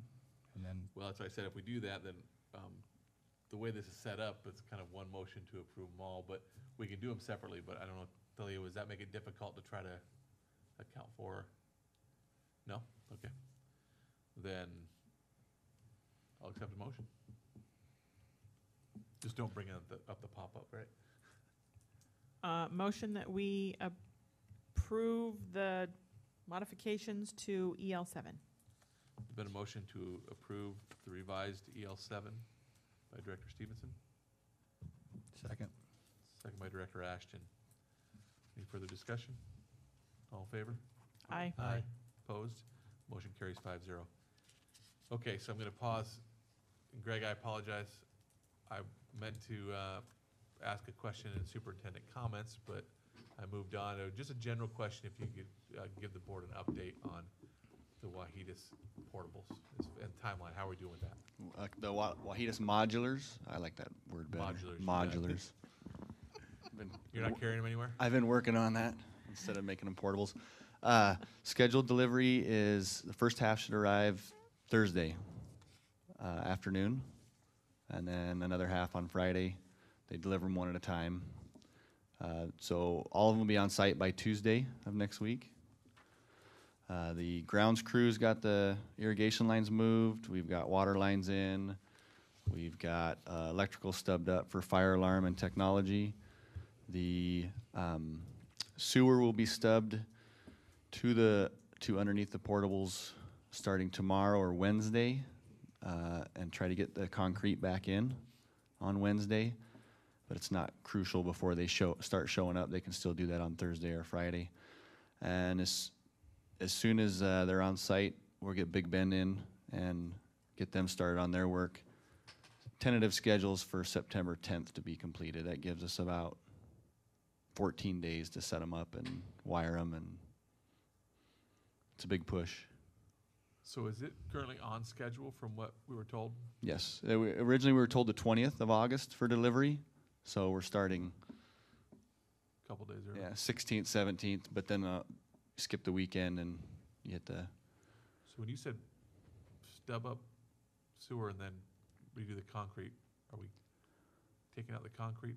we removed the concrete south of the double doors on the south end of the wing because there was the stub for sewer to extend the building. So we had a small issue with that is it wasn't as deep as we thought it was. We thought it would be deep enough we could get all the way to where we need to go in the portables. It's not. But it is going to be able to get underneath the portables, and then we'll have to come above ground and finish it off with the height of the portable. All right, I just thought you were saying you poured a concrete slab for the portable. No. And then you chop it up to get sewer through it, and then you're going to re-pour. No, we removed just outside the doors. They'll replace that, and then they're going to add some more concrete to line up with the ramps of the portables, so when the students come in and out, they're not walking on gravel or grass or an orange track that tracks everything in. Okay. What students are going, what grade is going in there? I believe it's second grade. And what's happening with those students until? Second grade will be housed currently in Wahitas, and sixth grade will be at middle school in the 300 wing where the preschool is. We have 3 empty classrooms there. And then once it's all ready, they'll move back, and Yes. second grade will move twice. Second grade will move in to the portables, and sixth grade will move into their classrooms. Second grade will move twice. If they move once, they'll Well, be in 2 locations. unless though, has second grade moved where they're at from last year's classrooms to this year's classrooms? Are you talking about the they teachers are going staying? to move Yes, I Yeah. guess the twice or teachers. kids? The classroom, which would be teachers, not the class. Current. I suppose you're Do you asking understand if what I'm the- asking? if Do you want me to teachers have ask already something? done Yeah, up and- their classroom and then they have to move their classroom. Well, no, I Move think they classroom again. knew. I think those think they teachers knew. knew that they were going to be moving. I have to look at the map again, but I believe 2 of them did. Okay.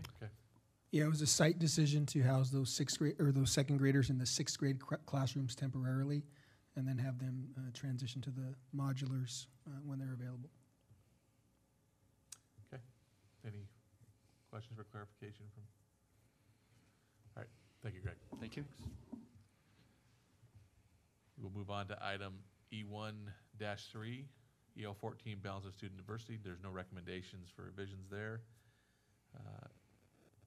E11, I said EL, I think. E14, sorry, GP13. I don't like that numbering system. GP13, Director Districts, no recommendations for revisions. Those were the scheduled policy reviews. But Now can we'll you go on pull to- up GP13? Under E, there's double periods there. Can we fix that without voting? It's a formatting error. Right. Yeah. Okay.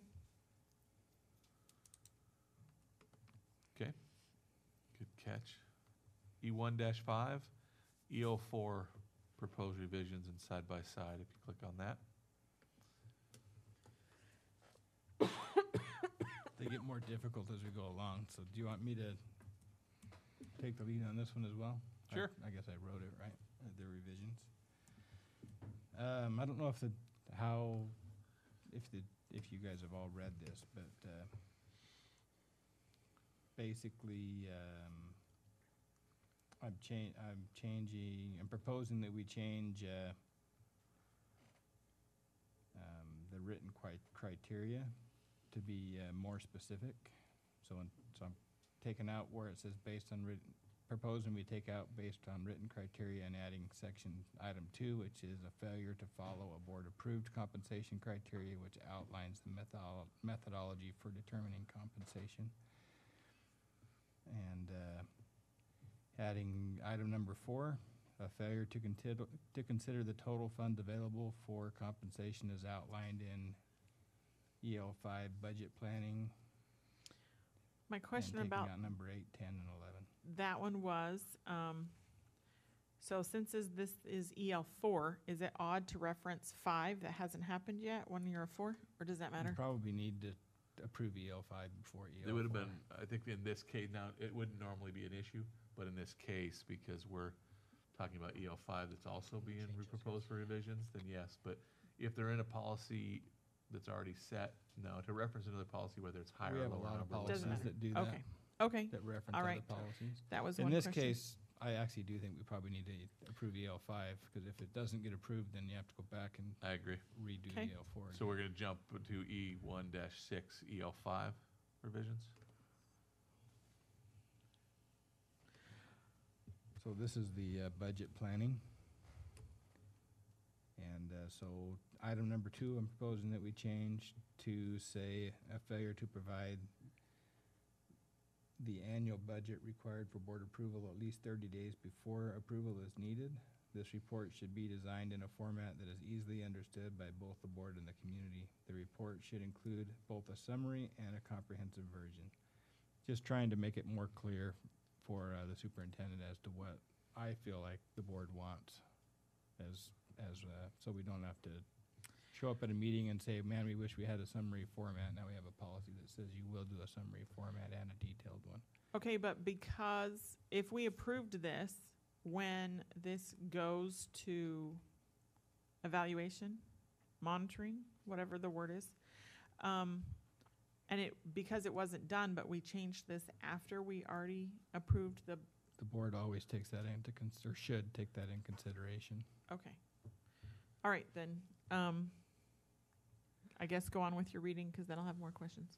I don't Okay. think that the purpose is to do this and automatically put Chris out of compliance. Right, okay, Yeah. just I we'll, personally feel like someone's he was gonna in remember that compliance. we're It just doing took an that? extra meeting to get there. He did provide it, but not it's 30 like- days before approval was needed. you have to go back and check your dates. I think it's pretty Summary, close. he gave, there was a anyways, doesn't matter. Okay, So number 3, again, my intention of this is to add more clarity from the board to the superintendent, so that we don't have to spend as much time reinventing the wheel. Number 3 would be a failure to allocate no more than 80% of the district's projected gross revenues to compensation and benefits, including consultants. Number 4 would be a failure to allocate no more than 10% of the district's projected compensation to administrative compensation. okay, so my question on that is, so 10% of the 80% is what you're Correct. intending to say there? It's Is there a way that we could add a word or It's two to not make that 10% of the clear? 80% though. That statement's not correct. So you're saying 80% of gross No revenues, more than 80%. no more than I'm not saying that 80% that's the number. is compensation, and then 10% of, Whatever that The is. total compensation number. It's about a number, not a percentage. If total compensation, for example, I'm just gonna throw out a number that I Yes. know is not correct. So I'm stating it ahead of time. I know it's not correct, okay? So if total district compensation is $32 million, then what this says is that of that $32 million, only $3.2 million can be directed towards administrator compensation. Okay.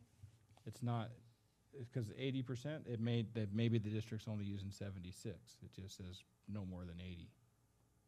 So to say it's 10% of 80 is not correct. You follow okay. what I'm saying? Then In the same number, should- if right. the district was Okay. if the district's gross revenues were $100 million, it's easy for me to do math and say, okay, when the budget comes, there better not be more than $80 million in salaries, because that's what the board said. there Okay. better be $20 million going to something else. Then should we take out the word projected on number 4? District's projected compensation. No, because we don't know what the actual compensation is. It's all budgeted. I just think that there's a simpler way to say that one on 4 that No doubt. Tell us. Tony, do you think 4 should also include, including consultants? Because it could be administrative consultants. It's true. It's a good point. Hmm. I do think that, yes. That would be my intent.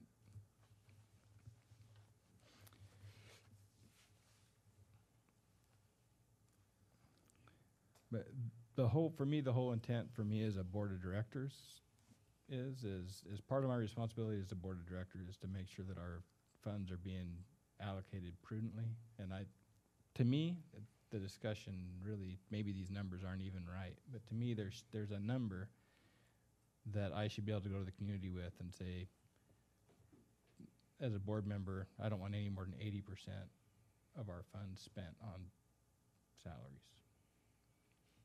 Maybe that number should be 85, maybe it should be 75. I'm up for discussion on that.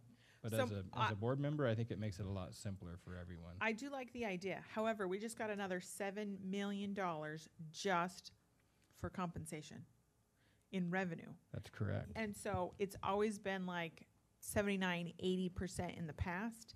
And so we're getting another 7 million. That's like, Yeah. Do you think 100% of McCleary's money was for compensation? that's what we were And told, let's- yes. Let's go by that your philosophy that it was 'Kay. for a minute, okay?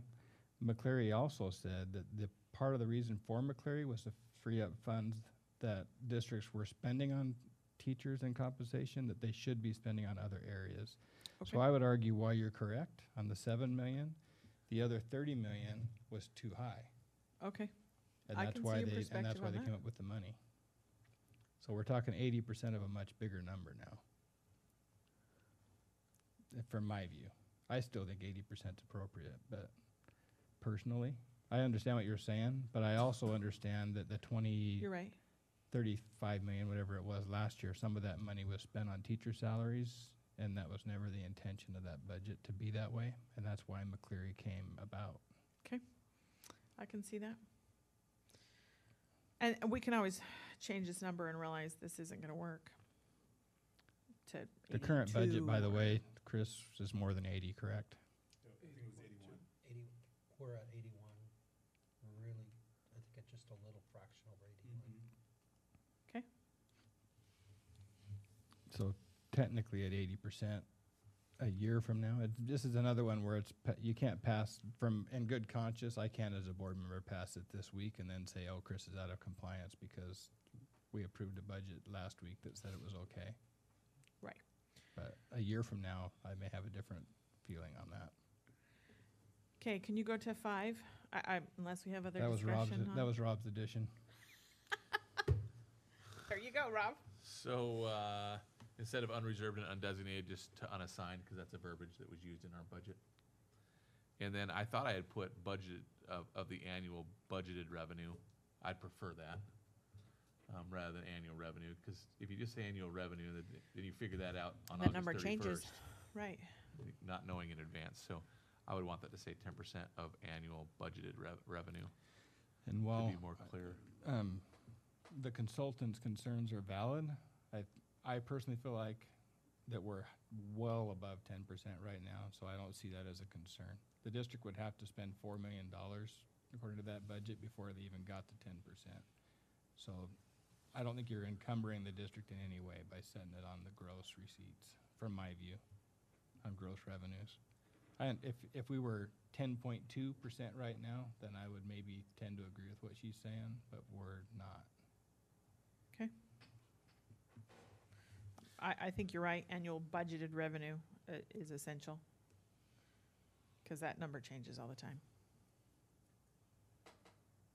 Depending upon our enrollment. Doesn't it change every month? I think this the is budget at the end of the requires a year is different- what, to me, this means at the end of the year where you're at. I'm not gonna, as a board member, say, hey, last month you dropped below, and then you came back up, so it's gonna be at the end of the year. Right, so, We don't review the policy every single month, so. And then the last one, Tony just changed disclose to highlight. It's just, to me, it's just a verbiage change that changes it from, to me, the highlight's different than disclosing. Maybe that the board members. What color do you not. want that highlighted in, Tony? Blue, so that you can't tell. did you say Blue. pink? Gray, Are you he said. colorblind He red? said gray. Okay, so with the explanations, how does the board feel? Feel like you're ready to make a motion on this? Or? I want to make sure the board's comfortable with that 80% and the 10% If before they make a motion, I guess they're comfortable with they it. are, yeah, that's true. I think So just for. we're EL5, forcing him is to it- be, gonna be out of compliance doing next that? year. Not Because it's already at necessarily. 81%. What is, okay, Chris, can you tell us what the administrative compensation currently percentage is? Do you know that number? I could not, but I can get that to you quickly. I Okay. can. I think Okay, we go actually for it. sent some data. I have it. I Okay. requested it, and so I have Yep. the data. Of course you do. I wouldn't put a number, I didn't just make up a number. Right.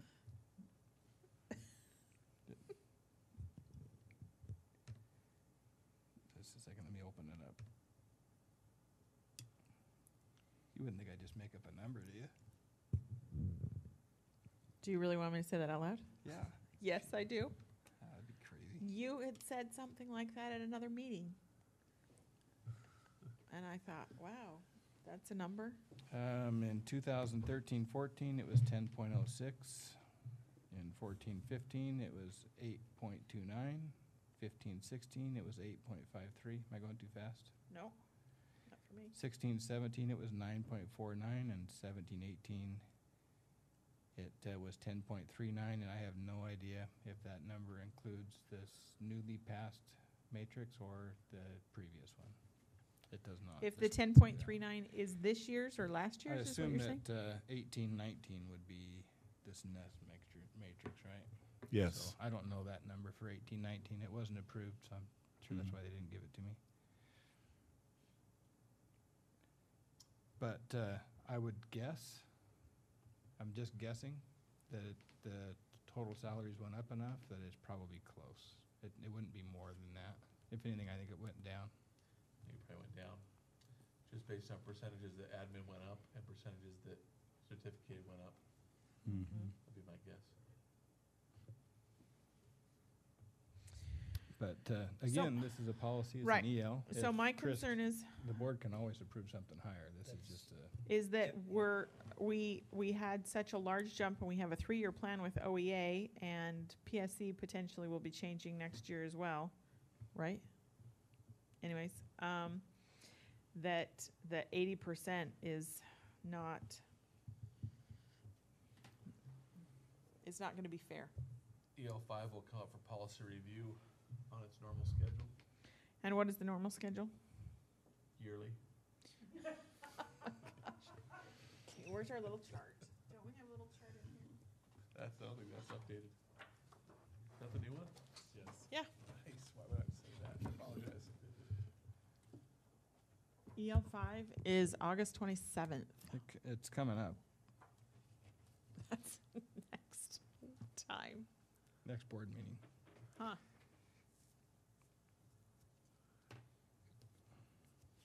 But there's two factors to think of, Jen, when you come to the 80%. Mm-hmm.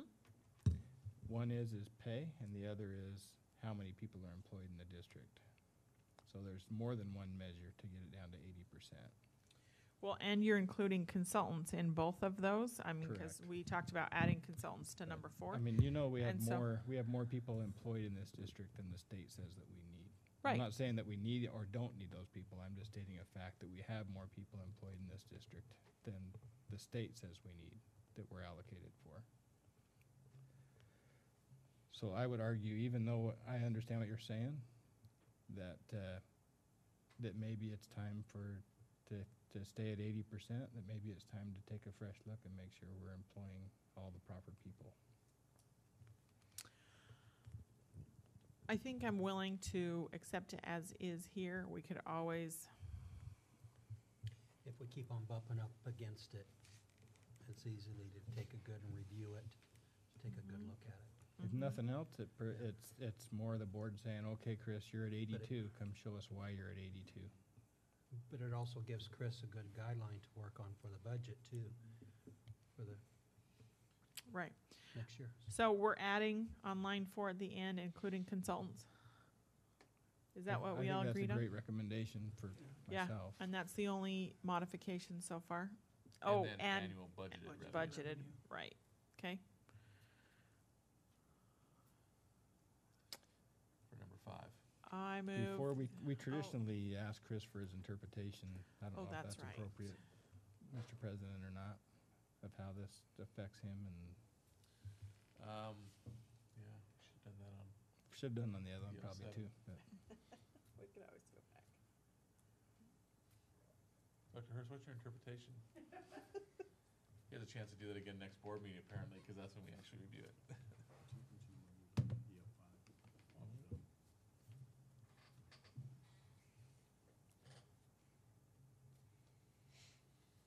So number 2 is pretty self-explanatory. 30 days before approval is needed. I think that's pretty self-explanatory, just getting it to you at least 30 days before. I think the second sentence is self-explanatory also. I think that was part of the last EL as well, the one that I just submitted, as a matter of fact, making sure the design is in a format that's easily understood by the board. I think the third sentence is self-explanatory as well. A summary version and a comprehensive version. I think we've seen both of those from me being submitted, just asking for both of them. So that's pretty self-explanatory as well.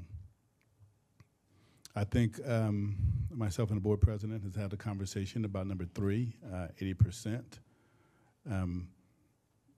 I know I was asked a question about the 80%, and I did share with the board president that I would like to have Lisa Pierce also have a conversation with me, and I think in my conversation with the board president, we know that this is going to be reevaluated on an annual basis, and I'm just listening to the board as well now that if we're bumping against that 80%, then like Tony was saying, Chris, why is it 82%? And we explain and give a rationale. But again, I think Lisa Pierce is going to be key in providing her expertise in that number. I think, as Tony was explaining, 10% and the data, I think we're within that right now. So staying within that 10%, I think that's pretty self-explanatory. Number 5 is self-explanatory. I think we are well within that right now. I think we have a little over 9 million altogether. So I don't think that's ever going to be a problem here in this district. And I think number 6, a failure to highlight new sources. I think, so as I shared in my report, there has been no new sources, but what I did share or highlight is that there has been significant changes from one year to the next. So I've highlighted that piece. So I think for me, they're pretty much self-explanatory, 1 through 6. So I would suggest actually on 5, now that I think about it, I would like to use the same verbiage as you did in number 3 to say percent of district projected gross revenues. So that we know we're basing out the same number, right? yeah. Okay. So 10% of district projected gross revenues. Do you want to have the little percent sign so that's consistent as well instead of Yep. saying the word and 10.0? I would like that. It's a great recommendation. So I would also, I'm going to make a suggestion Not the to the Jekyll board and that Hyde. we actually review this policy in the future, in June, to give Dr. Hurst an opportunity before the budget's ever created for his rationale on whether or not he feels those numbers are fair, and then we can, as board, consider that. And then it's not because it come after the budget's already created. I agree. So that would be a calendar issue for the next president at the next board retreat. I don't know if you'd want to do it before. I personally, you'd want to do it so that it's during. Well, when I say before, it starts in June, I think. Yeah, I wouldn't want to judge compliance before we vote on the budget. But you could stage it so that it's going Sure. on at the same Good point. time. Definitely feel like maybe, And also that we've already approved negotiations, so that, is that what you're saying as well?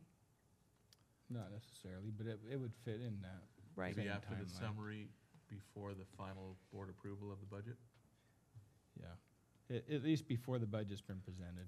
I wouldn't want to judge compliance with specific numbers like this before the budget's been presented anyway. But I understand what you're saying too. I think it So- could be somewhere in the middle. Based on, it would have to be the first meeting in July in order to go any earlier, because he just did it in this meeting. If we're saying we need to be earlier, would that be, would be finding compliance after the summary budget, right? Anyway, it's something to discuss at the next retreat. He could submit his report for this at the same time he submits the budget, is my thought. Because it's really one and the same. A lot of this is the That was budget. today. Right. So Well, we he submitted change- it the first time. The initial one, 2 you're weeks- saying, 2 the weeks ago. summary. Yeah. Gotcha. Okay. So, now we're ready for a motion. Are we voting on this now? We just had to think for a second if we had a motion on this. Oh, thank you. Thank you. That's pretty The loop common. on where we're even at. I need some chocolate to stay awake. I move that we approve this EL5, version of EL5 The proposed changes. with those proposed changes that were verbally said. So, there's been a motion by Director Stevenson to approve the revised EL5 with the changes that were discussed in the meeting. I'll second that. Second by Director Johnson. Any further discussion? All in favor? Aye. Aye. Opposed? Motion carries 5-0. So we go back up to E1-5, EL4 revisions. So, Tony, go ahead. Do we need to have Dr. Hurst do EL7 interpretation before we go there? All we did was We take took out. something out. We didn't We just add took Okay. it out, so there's All really right. nothing to interpret. Okay. Except for, he could interpret that he doesn't have to do that anymore.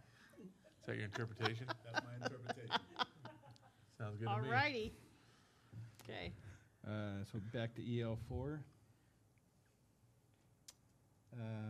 So item 2 we talked about, item 4, a failure to consider EL5 in budget planning. And taking out item 8, which is so I the wanna- staff's affirmative action plan. I want to ask about what is your, I don't think I'm grasping necessarily the purpose of number 4, a failure to consider the total funds available for compensation. Are we just being redundant by It putting doesn't that in even there? really need to be in there, but, from my view, but it was I don't know why I put it in there. It's already in EL5, right? So we're just saying, Yep. do what EL5 tells you to do. Mm-hmm. Yeah, Okay. I would say eliminate it, though. take it out. Take it out. Yeah, because we're talking about staff, this is staff compensation, right? It doesn't need to be stated twice unless we need a reminder. This is just compensation, period. Mm-hmm. Yep, I'm okay with taking it out, with not having it in. Yeah, We're just I not think adding it, you're take it saying, out. right? That's an addition, correct, Tony? That's an addition. Okay. Yep, number 8, I'm proposing that we take out because it's federal law, so I don't know why it's in there. It's already in a DOP as well. It's not that I don't think that it's important, I just think it's stated so many times. Mm. I don't think it really needs to be in this policy. And the same with number 10. It's my same feelings with number 10 is that's the grieving process is not only outlined in DOPs, it's also inside of the actual contracts for the unions for sure, but not the non-union people. I move to approve EL4 revisions with the exception of item 4 that would not be added. Second. Been a motion by President Simmons to approve, second by Director Stevenson. Any discussion? All in favor? Aye. Aye. Opposed? Sorry, I was Motion drinking carries eye on the 5-0. eye on the yay. I sensed it. Thanks. We'll move on to we didn't ask for interpretation on that one. For EL4. EL4, please, yes. So there's only one item, that's number 2, and that's pretty self-explanatory. I think the board president and myself had a conversation about this as well. We submitted, or our executive team submitted written criteria. I think right now, and this one is asking for board-approved written material or written criteria. So that means it would come to the board, it would go into required approvals, it would be approved by the board, and then we would use that criteria. Okay. Board feel like that is reasonable interpretation, all right. So item E1-7, EL10.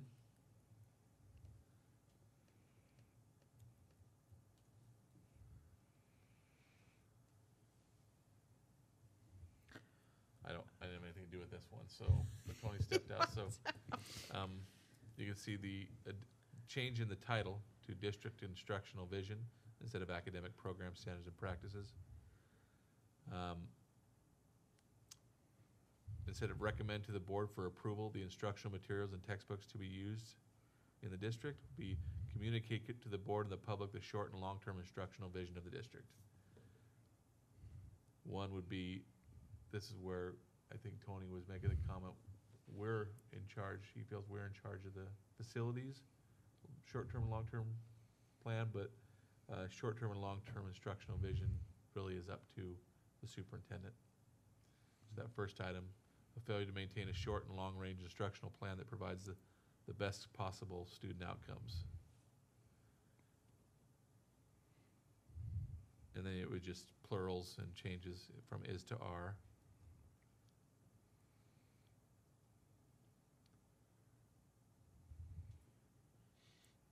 I won't go through all of them. You see that a lot of it is just kind of just a little bit of verbiage change, but reworded customers to say parents.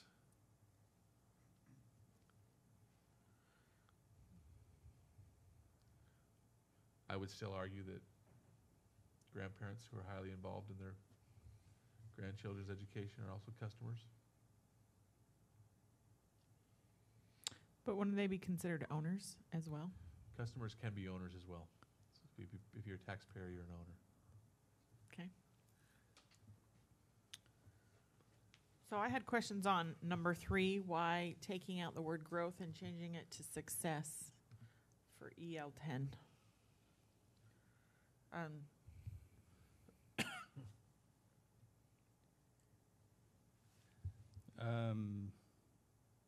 Before I answer that, I'd want to hear Chris's interpretation of what that changes.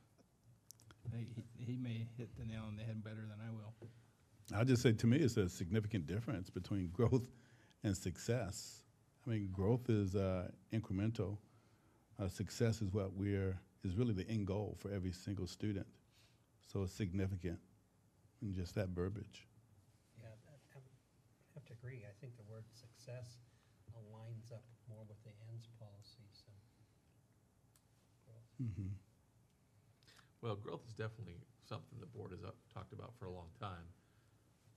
I think success might line more with Chris' verbiage and instructional vision. Mm-hmm. Mm-hmm. Seems like. Okay. I propose that we approve EL10 as written. So did you talk about the short and long-term instructional vision? Before we do it, A I little bit. wanted to hear Chris's In interpretation. my words, Maybe I missed it.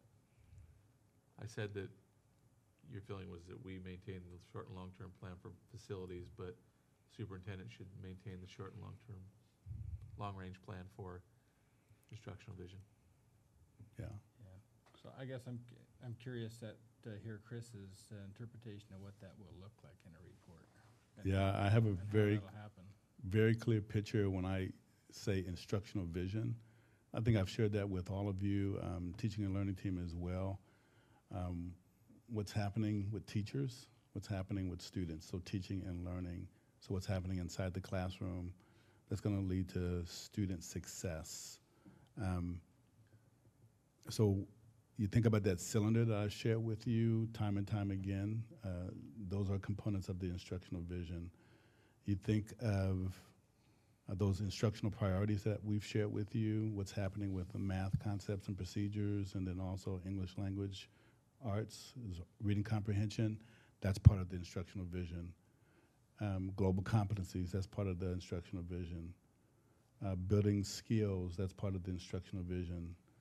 So when I hear long and short-term plan, it's really communicating to the board and public, what are we doing short-term, what are we doing long-term? And I like the flexibility in those terms, because then I can sit down with the team and we define what short and long-term is, presented to the board as well. I also have in my picture about the metrics that we'll use to actually measure progress with this as well, which is the scorecard that we'll be sharing with the board. So how will you show evidence that that long and short range vision provides for the best possible outcome for students? Before you answer that, so Tony, you have vision in the overarching statement, but you have plan in number 1. Was that intentional, or No. did it you want should that to be vision as well? Should be vision. Okay. So I think this is something that we spoke about at the leadership retreat, and I shared an initial draft of some indicators or some metrics that we would use to show growth for all students. I think we've modified that plan. So it could vary. So when we look at PBL, it could be based on some assessments. But if we look at the instructional plan overall, it could be a number of different things. It could be effect size. That's one of the things that we're talking about as well. So I think using that scorecard and those different metrics, that's what we would use to show growth, or I'm sorry, show success for our students. And what about number 2? Mm-hmm. How does this change affect the district culture, or does it, from your perspective, or what you're trying to do? I don't know if it got glazed over, but there was a reason why I'm recommending taking out the most closely aligns to state and federal standards. Mainly because I could care less, but. So I will say the words that really jump out to me is we're looking at academic programs, one that are research-based, so that's the same thing. Access for all students, rigorous and challenging for all students, and culturally responsive. So that goes back to the conversation that we had around cultural proficiency and making sure that our curriculum and content is relevant for our students.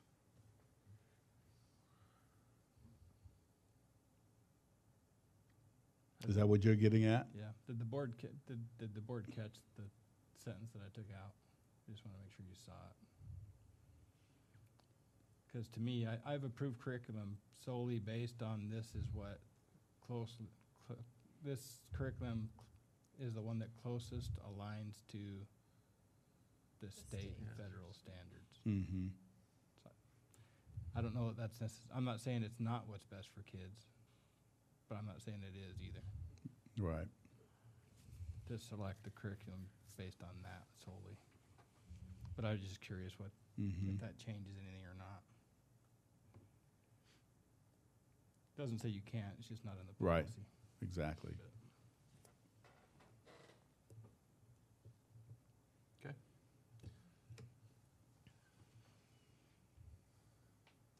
This one's an easy one, I hope. Oh, we got a motion and a second. I thought we voted on it. No, we didn't vote yeah. yet. All right, we better vote Presentation then. first. All in favor? Aye. Aye. Aye. Opposed? Motion carries 5-0. This one should be easy. E1-8, GP 4.1.2 revisions. This was where there was some interpretation issues with Tony and I. So he made sure he took away any Are you two going to fight over this interpretation. now? So we'll see if the rest of the board agrees. It's not in there now. Which part? It was missed. The board will use the following instrument to evaluate the performance during all meetings. It's supposed to say all meetings. He added. I don't know That where was that missed. got taken out. Should say all meetings. Oh, dear. Now I can't interpret it that any other way now, so. So you're meaning not workshops, right? You're just No. meaning meetings, All meetings. including workshops? Is it a meeting? I don't know what your interpretation of the word How meeting long does it is. take you to fill Would this you out? like to Oh, give me your no. interpretation of the word meeting? Anytime there's I a don't- quorum, it's a meeting. And discussion is, even though there's no action. I know, it's still an There's action. Discussion. It takes you all of 5 minutes to fill this thing out, Jen. I think it'll be all right. She needs chocolate. I do need chocolate. It's way too late for me. All right, so The main Tony. part that I thought was the change was adding number 3, so that we didn't have to, so that we only answer those questions if we actually modify or write a new policy. I did like that you added 3. But I did add a new or modified and to clarify my opinion, so the board needs to agree with that or not. We've had discussions in board meetings whether if we're modifying a policy, if we're writing new or not. Then I think so it says 3 new or modified policies. I think it needs to say, did the board write a new or modify any? I mean, I know it should I like think that. it I just like needs to that be- verbiage too. clearer. As long as it includes modify, I'm good. So did the board write a new or modify an existing policy during this meeting? Good. Mm-hmm. Okay, yes or no?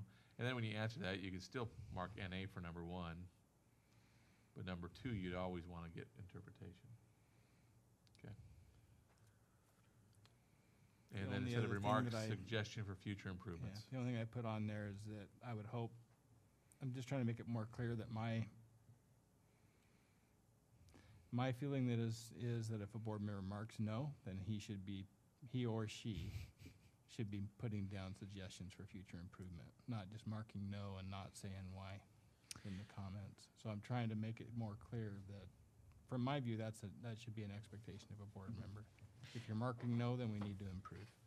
So under overall, do you want to also have suggestions for future improvements or just remarks or something? Because right now, isn't there a box there? You could. I think we need to still have a box there. It wasn't in the other one. Even though there's a box in the Survey Monkey, it wasn't actually in the policy. Yeah, the Survey Monkey's not necessarily going to look exactly like this. This is just a template for the information. Survey Monkey looks a little bit different. Okay, so SurveyMonkey's still going to give us a box there. Probably. Okay. That's up to Talia. I move we approve GP, or item E18 with the revisions as stated. Second. Been a motion by Director Garza to approve the revised GP 4.1.2 with the other revisions discussed. Second by Director Ashton. Any further discussion? All in favor? Aye. Opposed? Motion carries 5-0.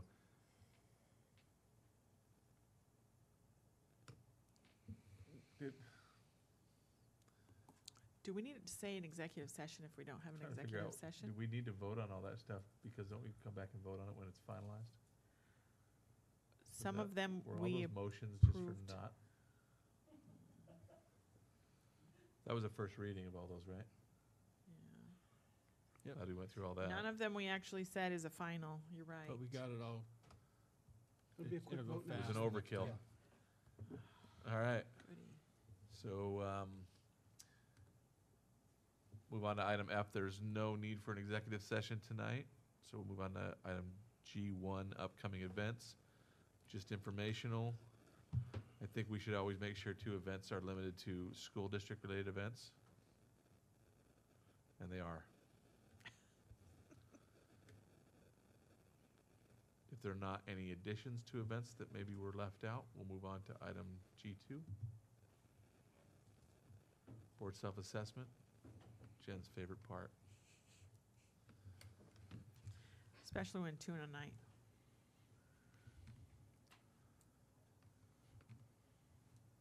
It was before dark was the other one. This one's after dark. Surveys after dark. Oh, no.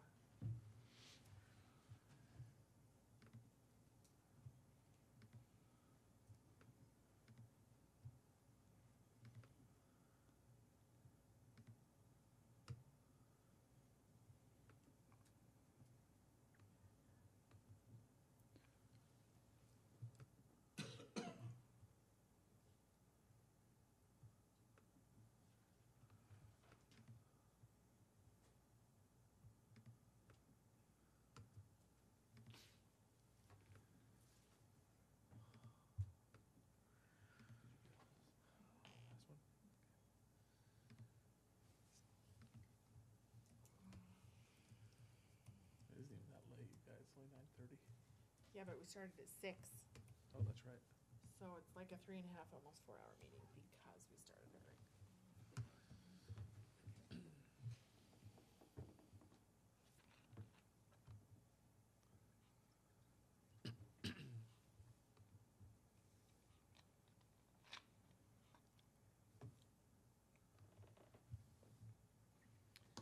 Am I still the student rep mentor?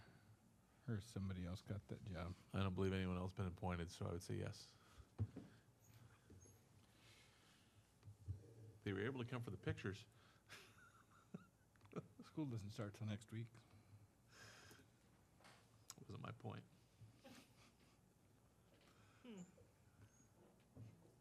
Okay.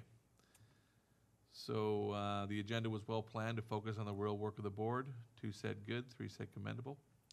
The board follows the agenda and did not get sidetracked, allow itself to get sidetracked. 4 good, 1 commendable. The board's deliberation and decision-making process were public. 5 said commendable. All board members participated in discussion. No one dominated. 4 said good, 1 commendable. Members listened attentively, avoiding side conversations. 3 said good, 2 said commendable. Is there any comment on that?